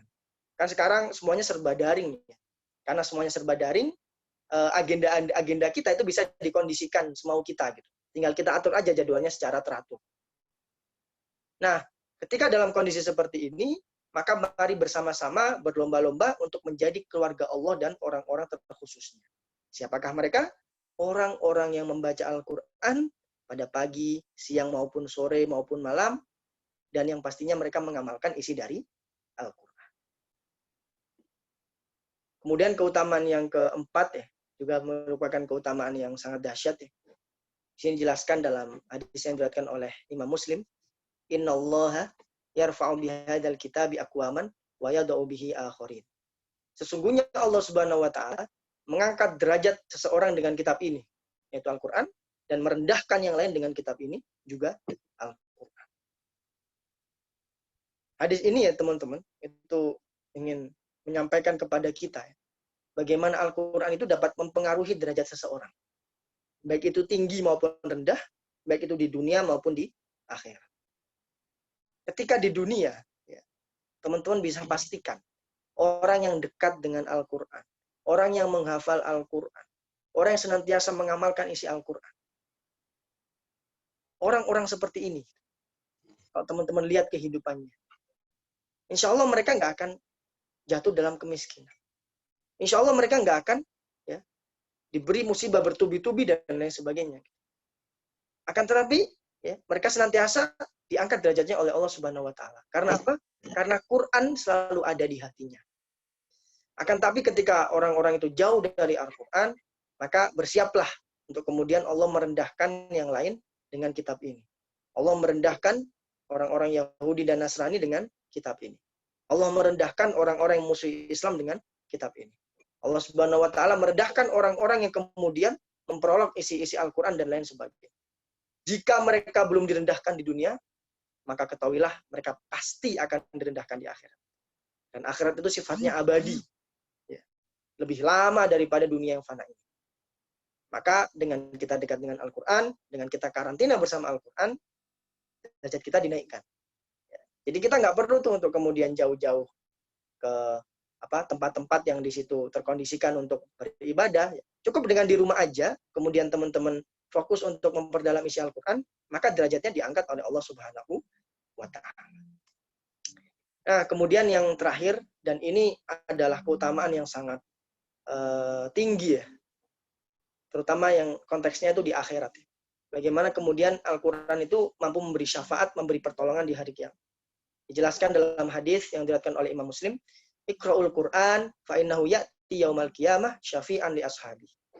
Bacalah Al-Qur'an karena Al-Qur'an akan datang pada hari kiamat nanti sebagai syafaat bagi pembaca. Nah, teman-teman, disinilah kemudian keutamaan orang-orang yang membaca Al-Qur'an dan mengamalkan isinya. Bagaimana kemudian ya, ketika mereka membacanya di dunia, mengamalkan isinya, memahami tafsirnya, dan lain sebagainya. Maka kelak ketika mereka di akhirat, ketika mereka sedang pada hari pertimbangan yaumul hisab, di situ kemudian Al-Quran akan datang. Amalan Al-Quran akan menemuinya. Menemui orang tersebut untuk apa? Memberi pertolongan agar dimasukkan ke dalam surganya Allah Subhanahu wa Ta'ala. Mungkin bisa jadi kita melakukan dosa-dosa. Mungkin bisa jadi kita melakukan hal-hal yang di situ membuat diri kita jauh dari Allah Subhanahu wa Ta'ala. Jika misalkan di akhirat, kemudian timbangan kebaikan dan keburukan kita sama, akan tapi kita senantiasa dekat dengan Al-Quran, maka kelak amalan Quran itu akan datang kepada kita, menjadi penolong-penolong kita, untuk kemudian mendorong kita menuju surganya Allah Subhanahu wa Ta'ala. Maka di sini teman-teman, kalau kita lihat ya, konteksnya sekarang ya, karantina bersama Al-Quran itu dapat memberikan ya, keutamaan baik di dunia maupun di akhirat, baik di kondisi sekarang yang virus corona sedang menyebar, maupun di kondisi ketika tidak ada virus sama sekali di dunia ini. Maka penting untuk kemudian ya, kita senantiasa untuk dekat dengan Al-Quran. Dan orang-orang hebat, orang-orang besar, siapapun mereka, baik itu ilmuwan, pemimpin, cendekiawan, dan lain sebagainya, itu selalu memulai berbagai penemuan-penemuan besarnya, berbagai pencapaian-pencapaian besarnya, itu semua pasti dimulai dari Al-Quran. Nah, sekarang kita menyimak nih tentang ulama dan cendekiawan yang senantiasa bersama dengan Al-Quran. Yang pertama, ada seorang khalifah dinasti Umayyah yang ke-6. Ya. Beliau adalah Umar bin Abdul Aziz. Umar bin Abdul Aziz ini, teman-teman, para ulama sepakat bahwa Umar bin Abdul Aziz adalah mujaddid, pembaharu agama, ya, pembaharu agama Islam yang senantiasa mengembalikan Islam ke dalam naungan Al-Quran dan As-Sunnah di abad ke-1 Hijriah. Jadi ulama sepakat bahwa Umar bin Abdul Aziz adalah mujaddid pada abad 1 Hijriah. Beliau ini, teman-teman, adalah seorang ahli tafsir, seorang ahli syariah, ahli ilmu-ilmu agama. Selain itu, beliau juga ahli ekonomi. Nah, sebelum beliau menjadi khalifah, sebelum beliau menjadi ahli ekonomi, sebelum beliau menjadi ahli tafsir, ahli fikih, dan lain sebagainya, beliau memulai semuanya segalanya dengan Al-Quran. Beliau hafal Quran pada umur 5 tahun. Jadi bayangin umurnya itu masih balita gitu ya, masih sangat dini gitu ya. 5 tahun tapi sudah hafal Quran. Emang bisa, Ustaz? Oh, bisa, teman-teman. Kalau kita lihat sekarang kan ada metode tabarok ya. Metode tabarok yang dari Mesir, bagaimana kemudian mencetak balita-balita yang hafal Quran. Juga ada salah satu tokoh inspirator ya, tokoh yang penuh inspirasi ya. Seorang ibu yang bernama Ustadzah Sarmini. Ustadzah Sarmini ini adalah alumni S1, S2 dan S3 di salah satu universitas di Sudan. Bahkan beliau menjadi alumni terbaik se-Asia. Nah, beliau ini, teman-teman, punya anak, ya, 4 atau 5 anak lupa, dan seluruh anaknya ini hafal Quran sebelum umur 5 tahun. Jadi bayangkan di umur yang sangat dini itu sudah hafal Al-Quran. Dan sesungguhnya seluruh pencapaian-pencapaian besar, orang-orang besar, itu pasti dimulai dari Al-Quran. Di sini kemudian Umar bin Abdul Aziz di umur yang sangat muda sudah hafal Al-Quran. Beliau ahli ekonomi. Ahli ekonomi yang kalau kita lihat sekarang, itu bisa jadi pencapaiannya belum pernah dicapai oleh seluruh Menteri Keuangan pada hari ini. Emang apa pencapaiannya, Ustaz? Jadi gini, teman-teman. Pada zaman Umar bin Abdul Aziz, itu ketika itu wilayahnya sangat luas. Bahkan wilayahnya itu setara dengan ya, 1/3 wilayah dunia. Penduduknya, itu setara dengan 1/3 penduduk dunia. Karena ketika itu, sebelum Umar bin Abdul Aziz, yang menjadi khalifah adalah Al-Walid bin Abdul Malik. Dan Al-Walid bin Abdul Malik ini fokus ke penyebaran wilayah. Kemudian Islam terbentang dari Cina sampai Jerman. Dan kemudian jumlah penduduknya itu 60 juta jiwa yang pada saat itu merupakan 1/3 penduduk dunia. Nah, bayangin teman-teman deh, 1/3 penduduk dunia, 60 juta orang ini, ketika Umar bin Abdul Aziz itu menjadi khalifah, bukan cuma satu negara, tapi wilayah yang sangat luas, itu Umar bin Abdul Aziz karena kepakarannya dalam bidang ekonomi, karena beliau mengamalkan ya syariat Islam, khususnya syariat-syariat yang bersifat sosial seperti zakat, infak, dan sedekah. Ketika umat Islam ketika itu teredukasi dengan sangat bagus di bidang ekonomi Islam, maka salah satu pencapaian besar ketika itu adalah tidak ada orang yang berhak mendapat zakat. Jadi petugas Baitul Mal itu sampai kebingungan nih. Zakatnya ini dikasih ke siapa? Karena ternyata dari seluruh penduduk di zaman Umar bin Abdul Aziz itu nggak ada yang berhak dapat zakat. Artinya berkecukupan semua. Inilah kehebatan beliau sebagai seorang ahli ekonomi. Bisa membuat kebijakan-kebijakan yang mensejahterakan rakyat. Beliau memulai dengan apa? Hafal Quran. Di umur 5 tahun. Kemudian yang kedua, ada juga tokoh yang sangat menginspirasi, Imam Asy-Syafi'i. Imam Syafi'i ya, kalau di Indonesia kan mazhab mayoritas ya, mazhab mayoritas yang ada di Indonesia bermazhab Syafi'i. Jadi teman-teman, beliau ini adalah mufti muda yang hafal Quran di umur 7 tahun. Jadi mufti muda itu adalah seperti ketua majelis kehakiman. Seperti ketua majelis kehakiman pada zaman ini. Beliau menjadi ketua majelis kehakiman ya, itu di umur 17 tahun. Jadi bayangin kalau sekarang dibandingkan dengan anak-anak sekarang ya, beliau itu belum lulus SMA, tapi udah jadi ketua majelis kehakiman. Kurang keren apa coba? Keren banget kan Imam Asy-Syafi'i ini. Dan beliau memulai segala pencapaian besarnya itu dengan Al-Quran. Beliau memulainya dengan hafal Quran di umur 7 tahun. Maka Imam Asy-Syafi'i ini menjadi mufti muda, ketua majelis kehakiman pada zamannya di umur 7 tahun, di umur 17 tahun ya, ketika menjadi ketua majelis kehakiman.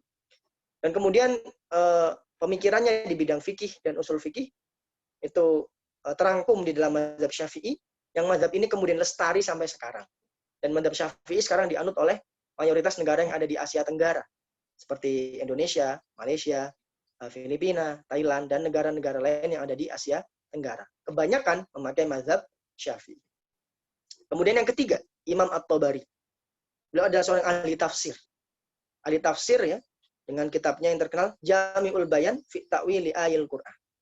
Ya. Imam At-Tabari yang kemudian dikenal sebagai muhakkik pertama dalam ilmu tafsir. Jadi orang yang kemudian memiliki kepakaran yang sangat hebat setelah generasi salaf, setelah sahabat tabi'in dan tabi'i. Imam At-Tabari. Beliau memulai berbagai pencapaiannya, baik di bidang tafsir, baik di bidang sejarah dan lain sebagainya, itu beliau memulainya dengan Al-Quran. Beliau hafal Quran di umur 7 tahun, mirip kayak Imam Asy-Syafi'i. Disitulah kemudian akhirnya beliau ya, mudah menghafal, beliau mudah mencerna pemaparan dari syekhnya dan lain sebagainya. Akhirnya kemudian menjadi seorang pakar tafsir, pakar sejarah yang namanya masih harum sampai sekarang. Kemudian yang ketiga, yang keempat nih. Kalau tadi kan mungkin yang sifatnya ilmu-ilmu syariah, ilmu tafsir, ilmu fikih. Mungkin ada sih tadi ilmu ekonomi ya, Umar bin Abdul Aziz. Nah, ternyata orang-orang yang kemudian mereka juga memiliki kepakaran di ilmu umum, mereka juga memulainya dengan Al-Quran. Seperti contohnya Ibnu Sina, yang sangat terkenal. Beliau adalah seorang penemu teori kedokteran. Ya, penemu teori kedokteran pertama bahkan. Jadi beliau itu berbagai penelitiannya di bidang kedokteran, itu kemudian beliau tulis dalam kitabnya yang berjudul Al-Qanun fit Tibb. Al-Qanun fit Tibb. Yang artinya adalah peraturan di dalam ilmu kedokteran. Kitab ini kemudian diterjemahkan ke bahasa Barat ketika itu, dan menjadi rujukan utama ilmuwan-ilmuwan Barat, dokter-dokter Barat. Ibnu Sina memulai pencapaiannya, memulai segala hal yang beliau capai, itu semuanya dimulai dari Al-Quran. Beliau memulai hafal Quran, ya sudah hafal Quran di umur 10 tahun, bayangkan. Di umur 10 tahun, ya, kalau dihitung sekarang berarti ya belum masuk SMP ya, masih SD. Itu beliau sudah hafal Al-Quran. Nah, kemudian yang terakhir yang menjadi contoh ya, panutan yang harus selalu kita jadikan sumber motivasi dan inspirasi adalah Ibnu Khaldun. Nah, Ibnu Khaldun ini adalah beliau bapak sosiologi.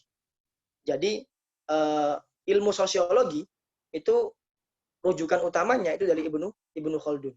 Bahkan kemudian filsuf Yunani, ya, cendekiawan-cendekiawan dari Barat itu seringkali menjadikan Ibnu Khaldun sebagai rujukan utama, terutama dalam kitabnya yang berjudul Al-Muqaddimah.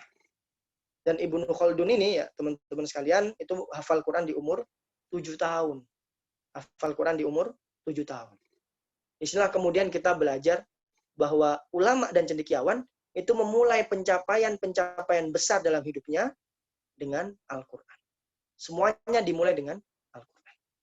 Maka teman-teman menjadi apapun, menjadi ahli hukum, menjadi dokter, menjadi teknokrat, ya, menjadi bisnismen dan lain sebagainya, mulailah dengan Al-Quran. Selalu naungi bersamai dengan Al-Quran. Karena di situ Al-Quran akan menjadi sebab kesuksesan teman-teman. Di situ Al-Quran akan menjadi sumber keberkahan berbagai kisah sukses teman-teman semua. Nah, ini adalah tips bagaimana kita bisa berubah menjadi pribadi yang lebih baik bersama dengan Al-Quran. Di sini ada 4 langkah gitu ya, yang harus menjadi proses kita ketika kita ingin berubah menjadi lebih baik dengan Al-Quran. Karena kan kalau kita karantina bersama Al-Quran, ya, memperbaiki diri dengan Al-Quran, itu harus tahu tahapan-tahapannya juga. Jangan asal-asalan. Nah, bagaimana kita berubah bersama Al-Quran? Yang pertama kita mulai dengan mempelajari ilmu tajwid. Nah, ini penting teman-teman. Mempelajari ilmu tajwid. Bagaimana kemudian kita ya memperbaiki makharijul huruf, tempat keluarnya huruf, sifatul huruf, sifat-sifat huruf, dan kemudian juga mengetahui hukum-hukum bacaan dalam Al-Quran. Ini penting agar apa? Agar bacaan kita, ya, bacaan kita itu diterima oleh Allah Subhanahu wa Ta'ala.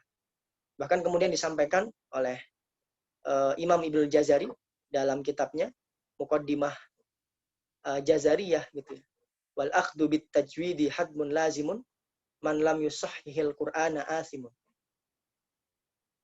Wal akhdhu bit tajwidi hatmun lazimun. Ya. Sesungguhnya hukum mempelajari ilmu tajwid adalah wajib, hatmun lazim. Man lam yusahhihil Qur'ana asim. Barang siapa yang tidak memperbaiki bacaan Qur'annya, maka sesungguhnya dia telah berdosa. Dari sini kemudian para ulama sepakat bahwa membaca Al-Qur'an secara praktek itu hukumnya fardu ain. Adapun mempelajari teorinya itu fardu kifayah. Akan tapi tentu ketika kita membaca Al-Quran dengan baik, itu perlu teorinya. Maka kita perlu mempelajari ilmu tajwid. Kita perlu ya mempelajari ilmu tajwid bersama dengan guru, langsung talaki di depan mereka, memperbaiki ya hak itu keluarnya dari mana, kho itu keluarnya dari mana, sifat huruf qaf itu apa, sifat huruf ro itu apa, dan lain sebagainya. Itu penting untuk kemudian mengawali proses hijrah kita bersama Al-Quran. Kemudian yang kedua, mempelajari adab Al-Quran. Nah, ini juga penting teman-teman. Bagaimana kemudian adab itu bukan hanya diterapkan kepada yang lebih tua, kepada yang lebih muda, kepada sesama, akan tapi dengan Al-Quran juga ada adabnya. Bagaimana kita menaruh Al-Quran, bagaimana kita membaca Al-Quran dengan penuh adab itu bagaimana. Itu semua ada. Terutama dalam kitabnya Imam An-Nawawi, At-Tibyan fi Adabi Hamalatil Quran, itu dijelaskan dengan rinci tentang adab membaca Al-Quran. Lebih rincinya lagi seperti kayak, boleh tidak kita ya mengajarkan Al-Quran kemudian dibayar. Boleh tidak kita ini dan lain sebagainya.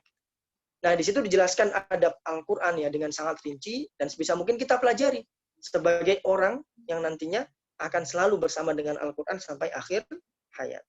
Setelah kita mempelajari ilmu tajwid dan adab Quran, kemudian kita naik nih ke level yang kedua, memperbanyak tilawah dan hafalan. Nah, di sini teman-teman, ketika kita sudah mempelajari teorinya, sudah mempelajari adabnya, maka jangan sampai kemudian ilmu kita itu sia-sia, habaan manturo, seperti debu-debu yang bertebangan. Akan tapi harus kita amalkan dengan realisasi setiap harinya. Kita memiliki target tilawah, kita memiliki target hafalan. Misal target tilawah, gitu kan, 1 hari 1 juz. Misal target hafalan, ya, ingin menghafal 3 juz Al-Quran. Gitu. Kemudian setiap harinya berapa ayat, atau berapa halaman, dan lain sebagainya. Dengan kita memperbanyak tilawah dan hafalan, disitulah kemudian ilmu tajwid kita ya dapat kita praktekkan. Adab kepada Al-Quran selalu kita jalankan. Nah, kemudian level yang ketiga, kita naik lagi, membaca tadabbur dan tafsir.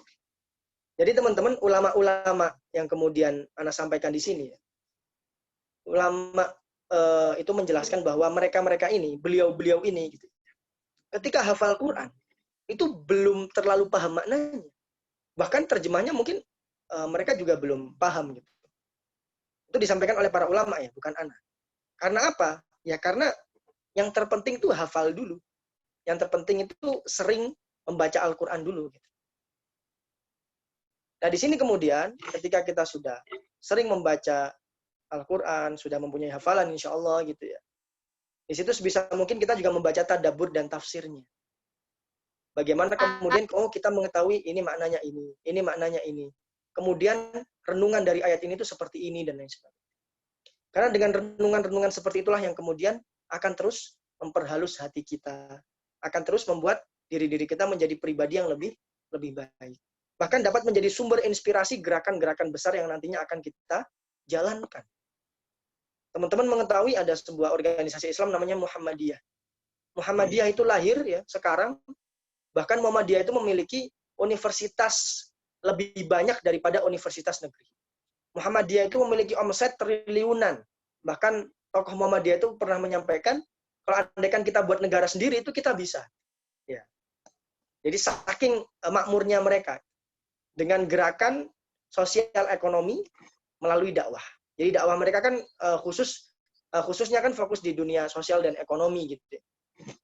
Nah, di situ kemudian sumber inspirasinya adalah tadabbur dari surat Al-Ma'un. Tadabbur dari surat Al-Ma'un.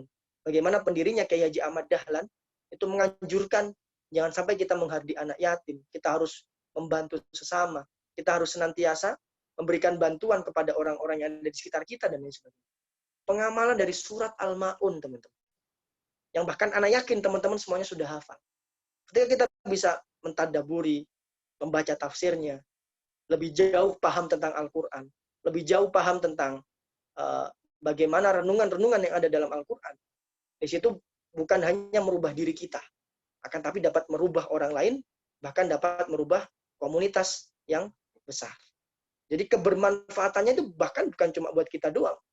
Tapi karena inspirasi Quran itu bisa ya menyelamatkan hidup orang lain, karena inspirasi Al-Quran tersebut dapat menghadirkan gerakan-gerakan yang kemudian ya, memberikan kemaslahatan lebih untuk umat. Nah, di sini yang terakhir, amalkan dan praktekkan. Nah, ini penting ketika kita sudah melakukan berbagai langkah-langkah sebelumnya gitu. Sebisa mungkin pastinya kita harus mengamalkan isinya. Karena Al-Quran diturunkan itu bukan cuma dibaca, bukan cuma dihafal, akan tetapi diamalkan sebagai panduan hidup Al-Huda, sebagai pedoman hidup, sebagai petunjuk kehidupan kita. Karena dengan kita mengamalkan dan mempraktekkan isi dari Al-Quran, maka disitulah kita dianggap sebagai sebenar-benarnya ahli Quran. Maka ini adalah tips berubah bersama dengan Al-Quran. Jangan sampai kita melewati, ya jangan sampai kita melupakan setiap fasenya, karena 4 ini semuanya penting. Mempelajari ilmu tajwid dan adab Al-Quran, memperbanyak tilawah dan hafalan, baca tadabbur dan tafsir, dan yang terakhir adalah amalkan dan praktekkan. Ketahuilah teman-teman, bahwa semakin kita dekat dengan Al-Quran, semakin banyak perubahan dan keberkahan di dalam hidup kita. Karena berapa jumlah kebaikan yang kita inginkan dalam satu hari, maka itu tergantung berapa ayat yang kita baca. Sekian, Anda kembalikan kepada moderator. Wassalamualaikum warahmatullahi wabarakatuh. Waalaikumsalam warahmatullahi wabarakatuh. Waalaikumsalam warahmatullahi wabarakatuh. Masya Allah ya, sangat insightful sekali materi dari Ustadz kita, Ustadz Metode Qurani. Adapun beberapa yang disampaikan oleh Al-Ustadz, yaitu mengenai beberapa fadilah atau beberapa keutamaan jika kita dekat dengan Al-Quran. Apalagi di suasana seperti ini, pandemi COVID, yang mengharuskan kita untuk selalu berada di rumah sendiri. Adanya lebih ahsan dan afdal jika kita dekat dengan Al-Quran dalam pengurungan diri tersebut. Adapun sesi selanjutnya setelah menyampaikan materi, tentu saja seperti kajian-kajian pada umumnya ya, untuk memuaskan rasa penasaran dari para partisipan di Zoom meeting ini, mungkin ada beberapa pertanyaan terkait materi yang beliau sampaikan sebelumnya. Kepada partisipan mungkin dipersilahkan untuk menyampaikan pertanyaannya. Apakah itu melalui kolom chat juga bisa, atau bisa juga menyampaikannya secara langsung. Dan Ana akan mempersilahkan minimal 2 pertanyaan, 1 ikhwan mungkin dan 1 akhwat, atau bisa juga nanti 3 pertanyaan sesuai dengan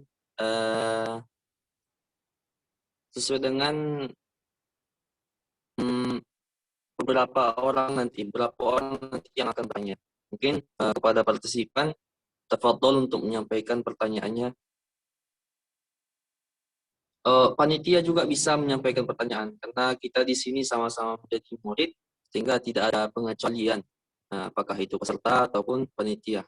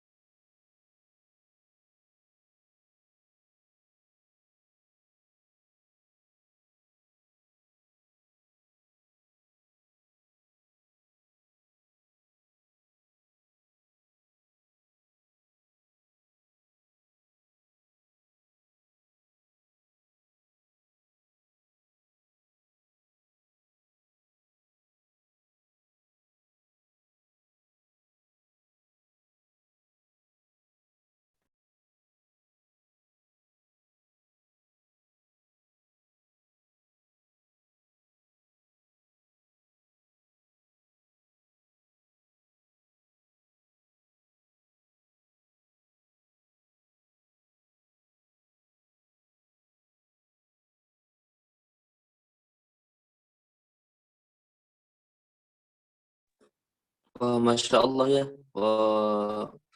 belum ada yang bersedia untuk menanyakan sesuatu kepada kita. Di sini materi kita bisa jadi kita ini lagi banyak suka hiburan. Mungkin dimanfaatkan waktu beliau di sini untuk dapat bertanya seputar tema kita, yakni PPKMQ, QO, perbaiki pribadi kita melalui Al-Quran. Mungkin untuk memancing pertanyaan dari teman-teman sekalian, saya ingin menyampaikan tanya pada Ustaz kita, yakni tadi sebenarnya ada disinggung-singgung mungkin sedikit ya. Sebenarnya apa permasalahan saat ini yang ada pada umat Islam, Ustaz? Sehingga Al-Quran ini sudah ibaratnya banyak sekali diabaikan atau ditinggalkan, terutama dalam suasana seperti ini COVID, mungkin kan tidak ada pergerakan gitu yang muncul dari anak muda khususnya terkait dengan Al-Quran ini. Apa penyebabnya seseorang itu bisa jauh dari Al-Quran? Mungkin itu Ustaz, pertanyaan dari Anas. Afan, gimana? Coba diulangi. Anda belum dapat poinnya.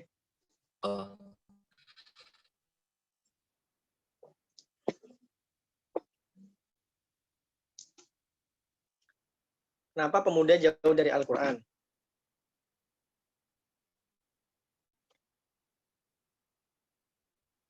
Cek 1, 2. Ini moderatornya ini ya, buffering.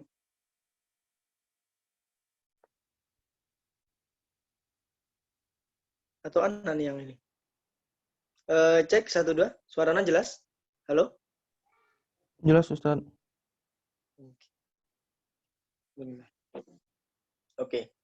Kalau yang Anda tangkap tadi dari yang ditanyakan oleh Fajar, ya, itu tentang bagaimana kemudian seorang pemuda, ya, kenapa pemuda hari ini itu jauh dari Al-Quran? Nah, tentu ya teman-teman sekalian, ya, berbagai yang kita hadapi sekarang gitu ya, itu kan memang kondisinya itu cukup mengenaskan ya, bagaimana kemudian anak-anak muda yang harusnya dekat sama Al-Quran itu malah jauh dari Al-Quran gitu. Nah, kalau kita lihat dari perkembangannya, sebenarnya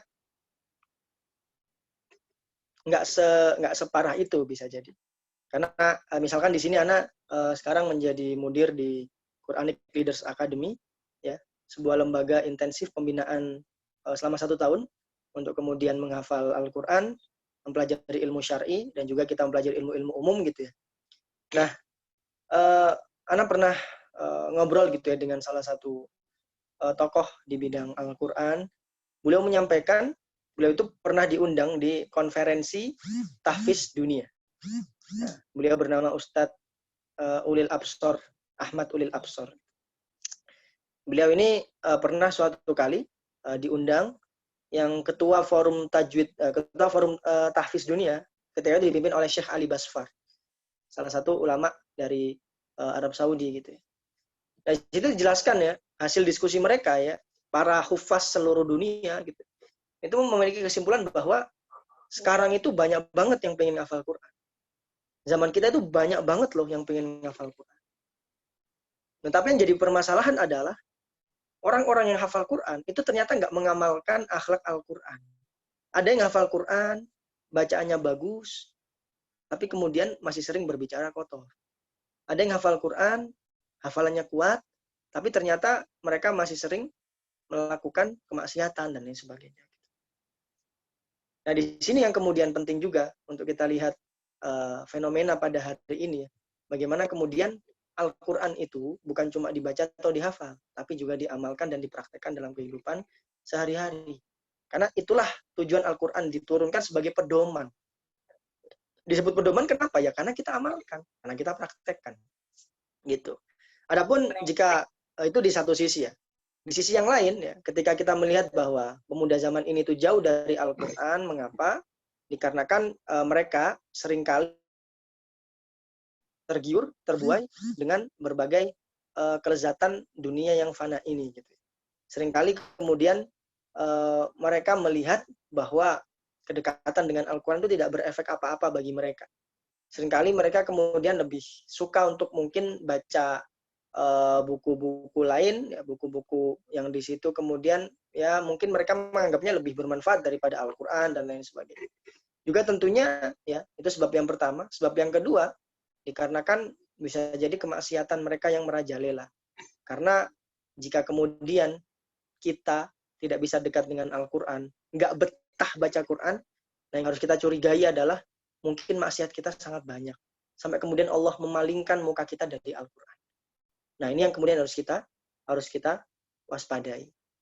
Nah kemudian yang ketiga, dan menurut Ana ini juga penting, mengapa pemuda sekarang itu jauh dari Al-Quran, adalah mengapa dikarenakan pemuda-pemuda zaman sekarang itu ya, menghabiskan banyak waktunya di depan gadget gitu.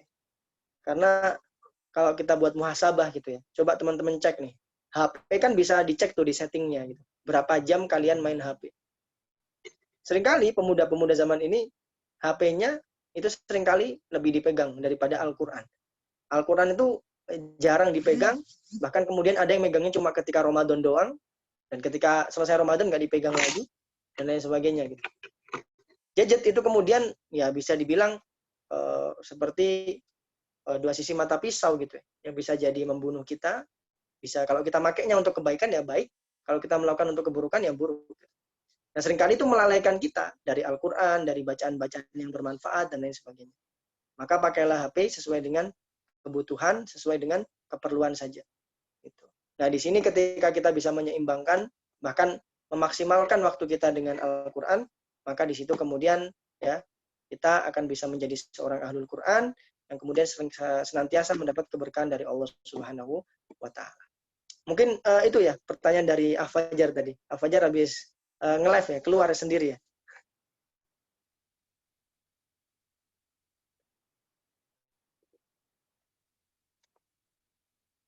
Iya, mungkin pertanyaan selanjutnya mungkin. Terima kasih Ustaz. Ya, Afwan.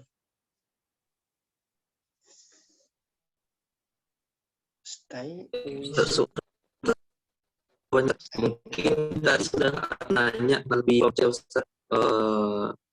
Apakah dikumpulkan terlebih dahulu Ustaz pertanyaannya atau langsung dijawab saja Ustaz satu persatu? Ya, langsung jawab satu persatu aja ya. Sambil lihat. Sambil nunggu pertanyaannya. Satu persatu Ustaz. Mungkin yang pertama, Anda bacakan ya Ustaz.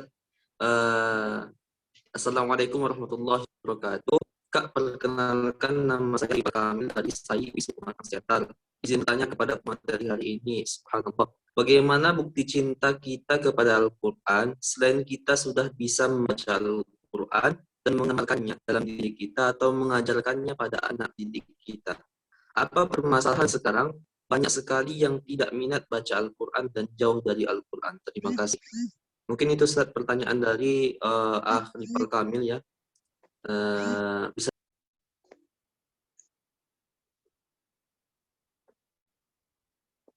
Iya, oke. Syukron ya Iqbal Kamil atas pertanyaannya gitu. Bukti kita cinta dengan bukti cinta kita dengan Al-Quran gitu. Yang disampaikan tadi, ketika kita membaca dan mengamalkan, ya. Kalau kita melihat dari syarah hadis tadi yang Anda sampaikan, Ahlul Quran itu siapa sih? Kemudian dijelaskan, humul ladina yaqra'unal Quran atrafan nahar wa anna al-lail wa ya'maluna bihi. Orang-orang yang kemudian senantiasa membaca Al-Quran, baik di pagi maupun malam hari, dan senantiasa mengamalkan isinya. Jadi disinilah kemudian orang-orang bukti cinta kita dengan Al-Quran, dua tadi yang sudah disebutkan oleh Iqbal Kamil, ya, tentang bagaimana kemudian kita menjadikan Al-Quran sebagai bacaan utama kita, bagaimana kita mengamalkan isinya. Dan seluruh yang kita hadapi sekarang itu world view-nya gitu ya, cara pandangnya itu harus pakai cara pandang Al-Quran. Nah, itu kalau menurut Ana yang puncak interaksi kita dengan Al-Quran. Jadi bukan cuma sekedar membaca, bukan cuma sekedar ngafal, bukan cuma sekedar mengamalkan yang hal-hal yang sifatnya sederhana, tapi menjadikan Al-Quran itu sumber inspirasi untuk menyelesaikan problematika umat. Gitu. Contohnya kayak kita ngelihat nih bagaimana visi Al-Quran gitu. Apa aja sih visi Al-Quran di bidang pertanian? Apa sih visi Al-Quran di bidang ekonomi? Apa sih visi Al-Quran di bidang teknologi dan lain sebagainya? Kalau Anda kasih satu contoh ya, seperti contohnya visi Al-Quran di bidang industri, gitu. Industri khususnya di bidang pertanian, di bidang ekspor-impor yang ingin Anda sampaikan di sini. Dan teman-teman, kalau kita membaca Al-Quran, kisah Nabi Yusuf alaihissalam, itu kan beliau dijatuhkan ke dalam sumur oleh saudara-saudaranya dikarenakan iri. Nah, ketika dijatuhkan ke sumur, itu di daerah di daerah Palestina ya. Jadi Nabi Yusuf dan saudara-saudaranya, juga ayahnya ya Nabi Yakub, itu lahir dan hidup di Palestina.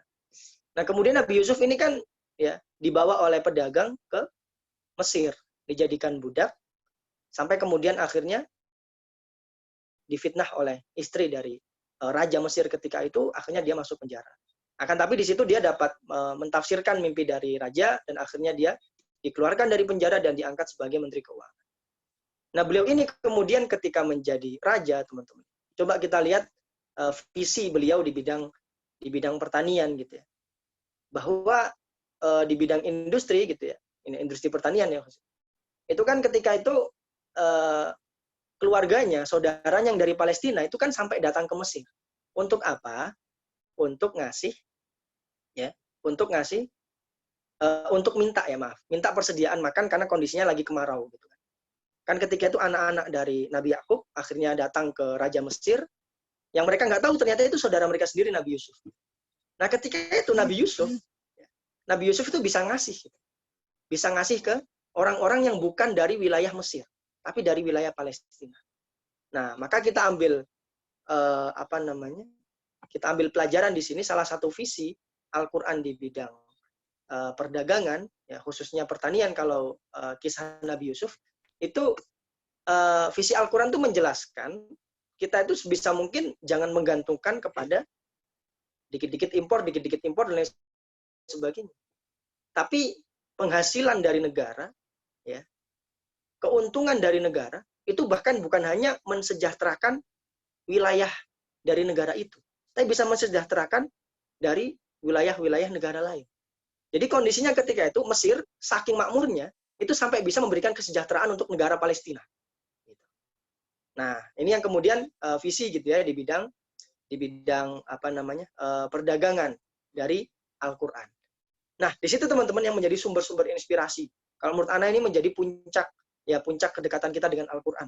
Karena kita nggak sekedar membacanya, menghafalnya, atau mengamalkan yang sederhana, akan tapi kita menjadikan Al-Qur'an itu sumber narasi, sumber inspirasi untuk membuat gerakan-gerakan besar ya yang sangat bermanfaat untuk umat. Mungkin seperti Ana, dari Ana seperti itu. Semoga bermanfaat. Kak Seru Ustaz atas jawabannya, sangat menarik sekali jawabannya Ustaz. Menjadikannya sebagai sumber inspirasi. Sekarang mungkin banyak sekali fakta kita temukan di lapangan bahwa sumber inspirasi, sumber apapun itu sangat banyak sekali mengambil sumber-sumber itu dari barat, sumber-sumber dari negara-negara yang notabene-nya adalah negara-negara yang tidak mayoritas muslim. Nah, tentu saja sumber-sumbernya itu tidak berdasarkan Al-Quran. Di dalam hal ini saya mengatakan bahwa sumber inspirasi adalah Al-Quran, sebagaimana agama kita sendiri adalah sebagai seorang muslim. Kemudian Ustaz, pertanyaan selanjutnya Ustaz, ini tiga pertanyaannya. Yang pertama, izin bertanya Ustaz, bagaimana langkah yang bisa untuk mengurangi distraksi kita dengan HP agar lebih banyak membaca? Jazakallah Ustaz. Kemudian pertanyaan yang kedua dari Saudara Muhammad Akbar, Ana izin bertanya Ustaz Afwan, sebelumnya perkenalkan nama Ana Muhammad Akbar. Bagaimana jika seorang yang sudah tua usianya ingin membaca Al-Quran, tetapi membaca tulisan Latinnya Ustaz? Apakah itu boleh Ustaz? Berikan penjelasannya Ustaz. Syukran kasir. Mungkin itu dua pertanyaan terakhir Ustaz dari kajian ini. Bisa langsung dijawab. Ya, syukron ya kepada Heru dan Akbar atas pertanyaannya. Pertanyaan pertama ya tentang mengurangi distraksi dengan HP agar bisa lebih banyak membaca Al-Quran. Nah, langkah-langkahnya ya, kalau menurut Ana pribadi yang pertama tadi gitu, kita harus sering membaca tentang keutamaan dari Al-Quran. Ya. Yang Ana sampaikan tadi lewat slide-slide dan sampai akhir, itu kan bagaimana kita bisa termotivasi untuk dekat dengan Al-Quran. Nah, untuk membaca hadisnya, membaca syarah dari hadis, penjelasan hadis, kemudian berbagai materi para ulama tentang keutamaan Al-Quran, itu bukan hanya 1-2 kali, teman-teman. Tapi harus berulang kali. Terutama ketika teman-teman lagi futur, teman-teman lagi down, lagi males buat baca Quran. Karena yang namanya iman kan, yazid wa yankus. Iman itu naik dan turun. Termasuk ya kesukaan teman-teman atau kegemaran teman-teman untuk membaca Al-Quran juga pastinya naik turun. Iman aja naik turun, apalagi kedekatan kita dengan Al-Quran. Maka dari itu, ya, yang namanya suplemen-suplemen seperti ini gitu ya, seperti agenda pada siang hari ini ya, Masya Allah diadakan oleh UKMI Ar-Rahman, yang tentunya Insya Allah akan menjadi pahala jariah yang berkelanjutan ketika teman-teman semua semakin dekat dengan Al-Quran. Itu jangan sampai diadakan ya 1-2 kali, tapi dilaksanakan berkali-kali. Juga teman-teman bisa mengambil sumber inspirasi agar lebih dekat dengan Al-Quran di YouTube, dengerin Ustadz ya, menyampaikan materi keutamaan Al-Quran dan lain sebagainya. Karena di sini ya kita kemudian tergugah untuk kembali dekat dengan Al-Quran bagaimanapun kondisi kita. Nah, kemudian yang kedua ya terkait dengan distraksi dengan HP ya. Kalau menurut Ana HP ini kan dilema sih kadang ya. Kita buka HP itu penting sih sebenarnya. Itu tadi ada tugas dari dosen misalnya. Harus ngecek nih ada rapat organisasi misalnya. Ada diskusi nih penting dan lain sebagainya. Kan kadang memang hal-hal yang penting dan hal-hal yang tidak penting itu berkumpul di dalam HP. Gitu. Dan seringkali ketika kita ngambil HP, itu buka yang penting, itu bentar, terus yang kurang pentingnya, yang menjadi sumber kelalaiannya itu lama banget. Gitu. Misal ngecek tugas dosen, itu ya paling lama 15 menit lah. Tapi kemudian buka Instagram, buka TikTok, bisa sampai setengah jam, bisa sampai 1 jam, dan lain sebagainya. Nah, di sini teman-teman, kalau menurut Ana, ketika teman-teman ingin fokus pakai HP, di waktu-waktu yang di situ teman-teman ingin produktif, ya teman-teman download aplikasi yang bisa memblok aplikasi-aplikasi yang kemudian menjadi sumber kelalaian. Contohnya seperti Instagram atau TikTok atau Facebook dan lain sebagainya. Ini kan ketika kita buka ya, explore, reels dan lain sebagainya, itu kan nggak ada habisnya. Scroll lagi gitu. Tapi ketika kita misalkan ingin fokus, ya udah kita buka HP itu untuk melihat tugas dosen doang nih. Maka di waktu-waktu itu, teman-teman aktifkan aplikasi blok site, blok semua aplikasi sosial media. Jadi ketika aplikasi yang dibuka itu keblok, teman-teman kembali lagi ke menu utama. Nah, setidaknya itu mengurangi keinginan kita lah. Yang penting bloknya nggak dihilangin gitu, bloknya tetap. Tapi nanti dibuka lagi bloknya ketika ada keperluan, misal di sosial media itu. Gitu. Nah, kemudian langkah yang ketiga, ya, seringkali kalau kita mentargetkan secara jus, itu bisa jadi frustasi. Nah, ini penting sih. Jadi kan seringkali nih, misalkan, Ustadz, Anda ingin tilawah gitu. Yaudah, tilawah. Targetnya itu tilawahnya 1 juz misal. Tapi misalkan karena 1 hari itu nggak sampai sejuz, akhirnya kita frustasi. Aduh, kok sulit banget ya 1 juz gitu. Ya udahlah, males, nggak usah baca Quran lagi gitu. Nah, jangan sampai kita ada trauma-trauma seperti ini, teman-teman. Ya, kayak kekecewaan pribadi karena nggak memenuhi target sendiri. Maka kalau menurut Anda pribadi ya, target itu jika teman-teman memulai perjalanan bersama dengan Al-Quran sampai akhir hayat, itu sebisa mungkin coba cara pandangnya bukan di berapa juz yang kita baca, tapi berapa waktu yang kita alokasikan untuk dekat dengan Al-Quran. Jadi misalkan dalam 1 hari itu kita ingin 3 jam sama Quran misal. 3 jam sama Quran, habis subuh 1 jam, habis asar 1 jam, habis isya 1 jam misal. Nah udah, di 3 jam ini teman-teman nggak boleh melakukan aktivitas lain kecuali dengan Al-Quran. Dan aktivitasnya itu silakan divariasikan. Jangan cuma tilawah atau menghafal, tapi buka tadaburnya, buka tafsirnya, kemudian buka buku-buku yang berhubungan dengan Al-Quran, dan lain sebagainya. Intinya 3 jam itu, teman-teman melakukan variasi-variasi kedekatan dengan Al-Quran.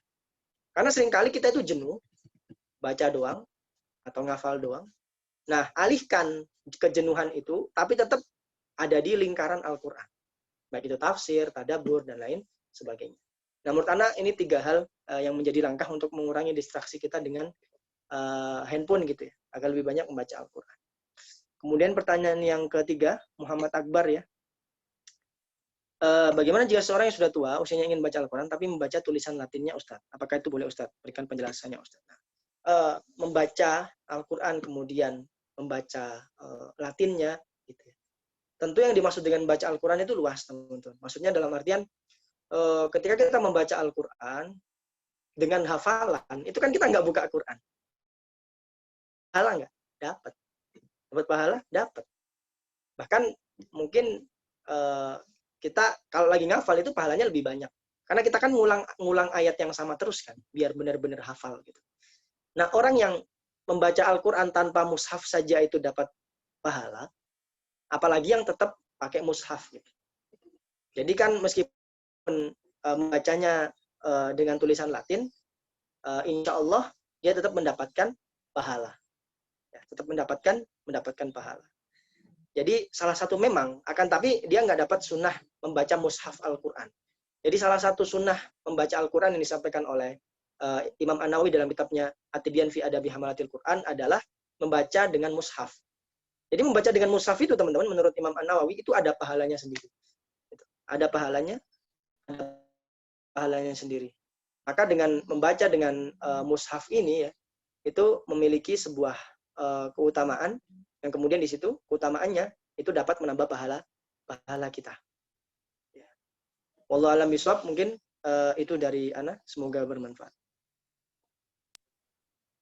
Alhamdulillah, jazakallahu khair Ustaz atas jawabannya, sangat luar biasa sekali jawaban dari Ustaz kita. Adapun agenda selanjutnya setelah sesi tanya jawab ya Ustaz, yakni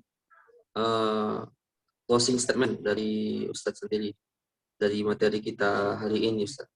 Tafadhol Ustaz. Ya. Bismillahirrahmanirrahim. Jadi teman-teman, closing statement yang bisa Ana sampaikan pada siang hari ini adalah mari bersama-sama menjadikan tujuan kedekatan kita dengan Al-Quran itu bukan hanya agar hafalan kita kuat, bukan hanya agar kita bisa hafal 30 juz, atau kita bisa menjadikannya sebagai bahan yang kita amalkan dan lain sebagainya. Tapi mari bersama-sama kita jadikan tujuan kita dekat dengan Al-Quran adalah surga. Karena ketika tujuannya surga, itu kita akan dekat dengan Al-Quran hingga akhir hayat. Beda ketika teman-teman, misal fokusnya itu 30 juz. Kalau fokusnya cuma 30 juz, maka di situ ketika udah selesai 30 juz, ada kemungkinan teman-teman bakal meninggalkan Al-Quran. Akan tapi jika tujuan kita dekat dengan Al-Quran, agar kita bisa membaca Al-Quran selama-lama-lamanya, agar kita bisa menjadikan Al-Quran syafaat kita di hari kiamat, maka disitulah ya kekekalan abadi kita dengan Al-Quran akan kita dapat. Di situ yang kemudian dapat menjadikan diri-diri kita sebagai ahlul Quran yang hakiki. Karena ahlul Quran yang hakiki adalah mereka yang senantiasa dekat dengan Al-Quran, membacanya dan mengamalkan isinya sampai akhir hayat. Wassalamualaikum warahmatullahi wabarakatuh. Waalaikumsalam Waalaikumsalam warahmatullahi wabarakatuh. Ustaz. Syukran kasir. Masya Allah dari awal hingga Afwan wa akhir iyyakum isinya jami'an. daging Afwan wa semua. iyyakum. Sekali pemaparan materi dari awal hingga akhir, dari posisi tajok, closing statement, isinya daging semua, insightful sekali dari pemateri kita kali ini ya, Ustaz. Adapun yang selanjutnya Ustaz, kami ingin akan Ustaz, mungkin ada sedikit waktu dari Ustaz sendiri, ingin memberikan penghargaan berupa sertifikat dari Biar Rahman Unimed secara pribadi kepada Ustaz. Mungkin screenshotnya berupa sertifikat Ustaz. Dengan ini pihak Biar Rahman Unimed menyerahkan penghargaan sertifikat ini kepada Ustaz selaku pemateri dalam kajian kali ini Ustaz.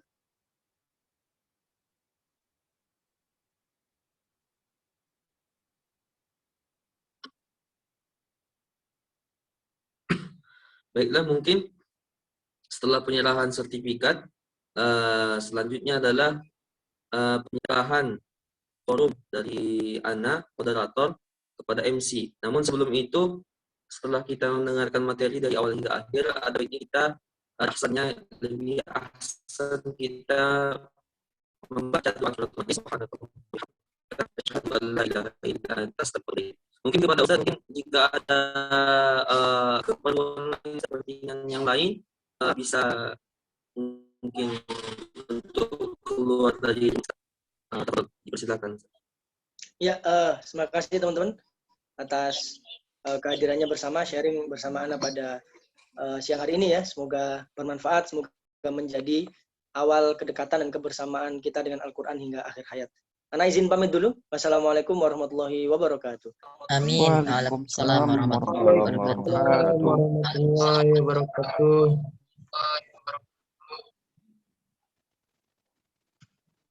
Dan ini resmi Ana serahkan forum kepada Master of Ceremony kita, Ardian Syah. Tafadhol.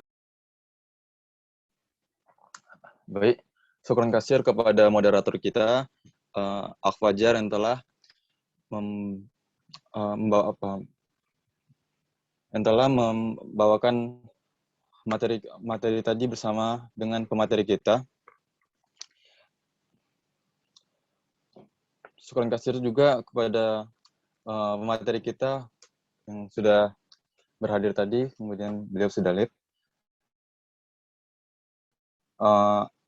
Selanjutnya ada sesi dokumentasi kepada seleranya. Ayo, seluruhnya.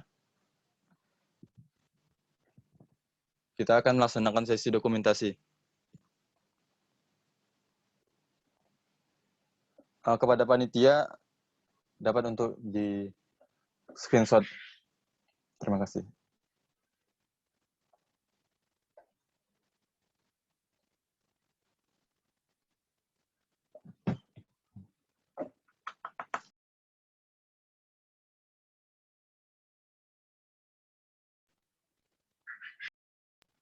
Ayo para peserta dibuka kameranya. Ayo biar kita dokumentasi dulu.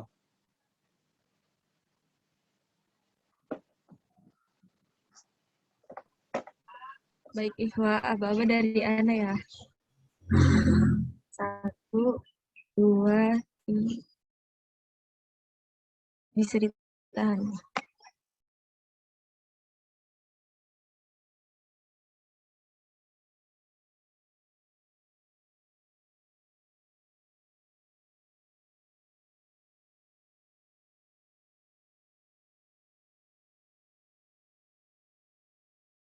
Ikhwan untuk slide kedua ya.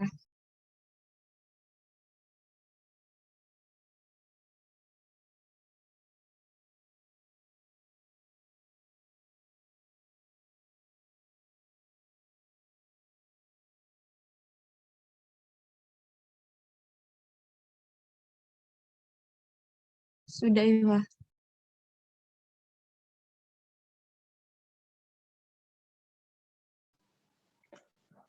Baiklah, acara sesi dokumentasi kita telah selesai. Saya mengucapkan terima kasih kepada seluruh panitia, kepada pemateri kita, kepada moderator yang telah membawa agenda kita ini dengan baik, yaitu kajian rutin FMIFAD dan Fakultas Teknik ini dengan baik. Yang bertema PPMQ, perbaiki pribadi kita melalui Al-Quran. Semoga materi yang telah disampaikan dapat kita terima dengan baik, dapat kita amalkan dan kita aplikasikan di kehidupan sehari-hari. Amin amin ya rabbal alamin. Untuk itu, Amin ya Allah ya rabbal alamin. Untuk itu kita doa kafaratul majelis. Subhanallah wa bihamdihi subhanakallahumma wa bihamdika asyhadu an la ilaha illa anta astaghfiruka wa atubu ilaik.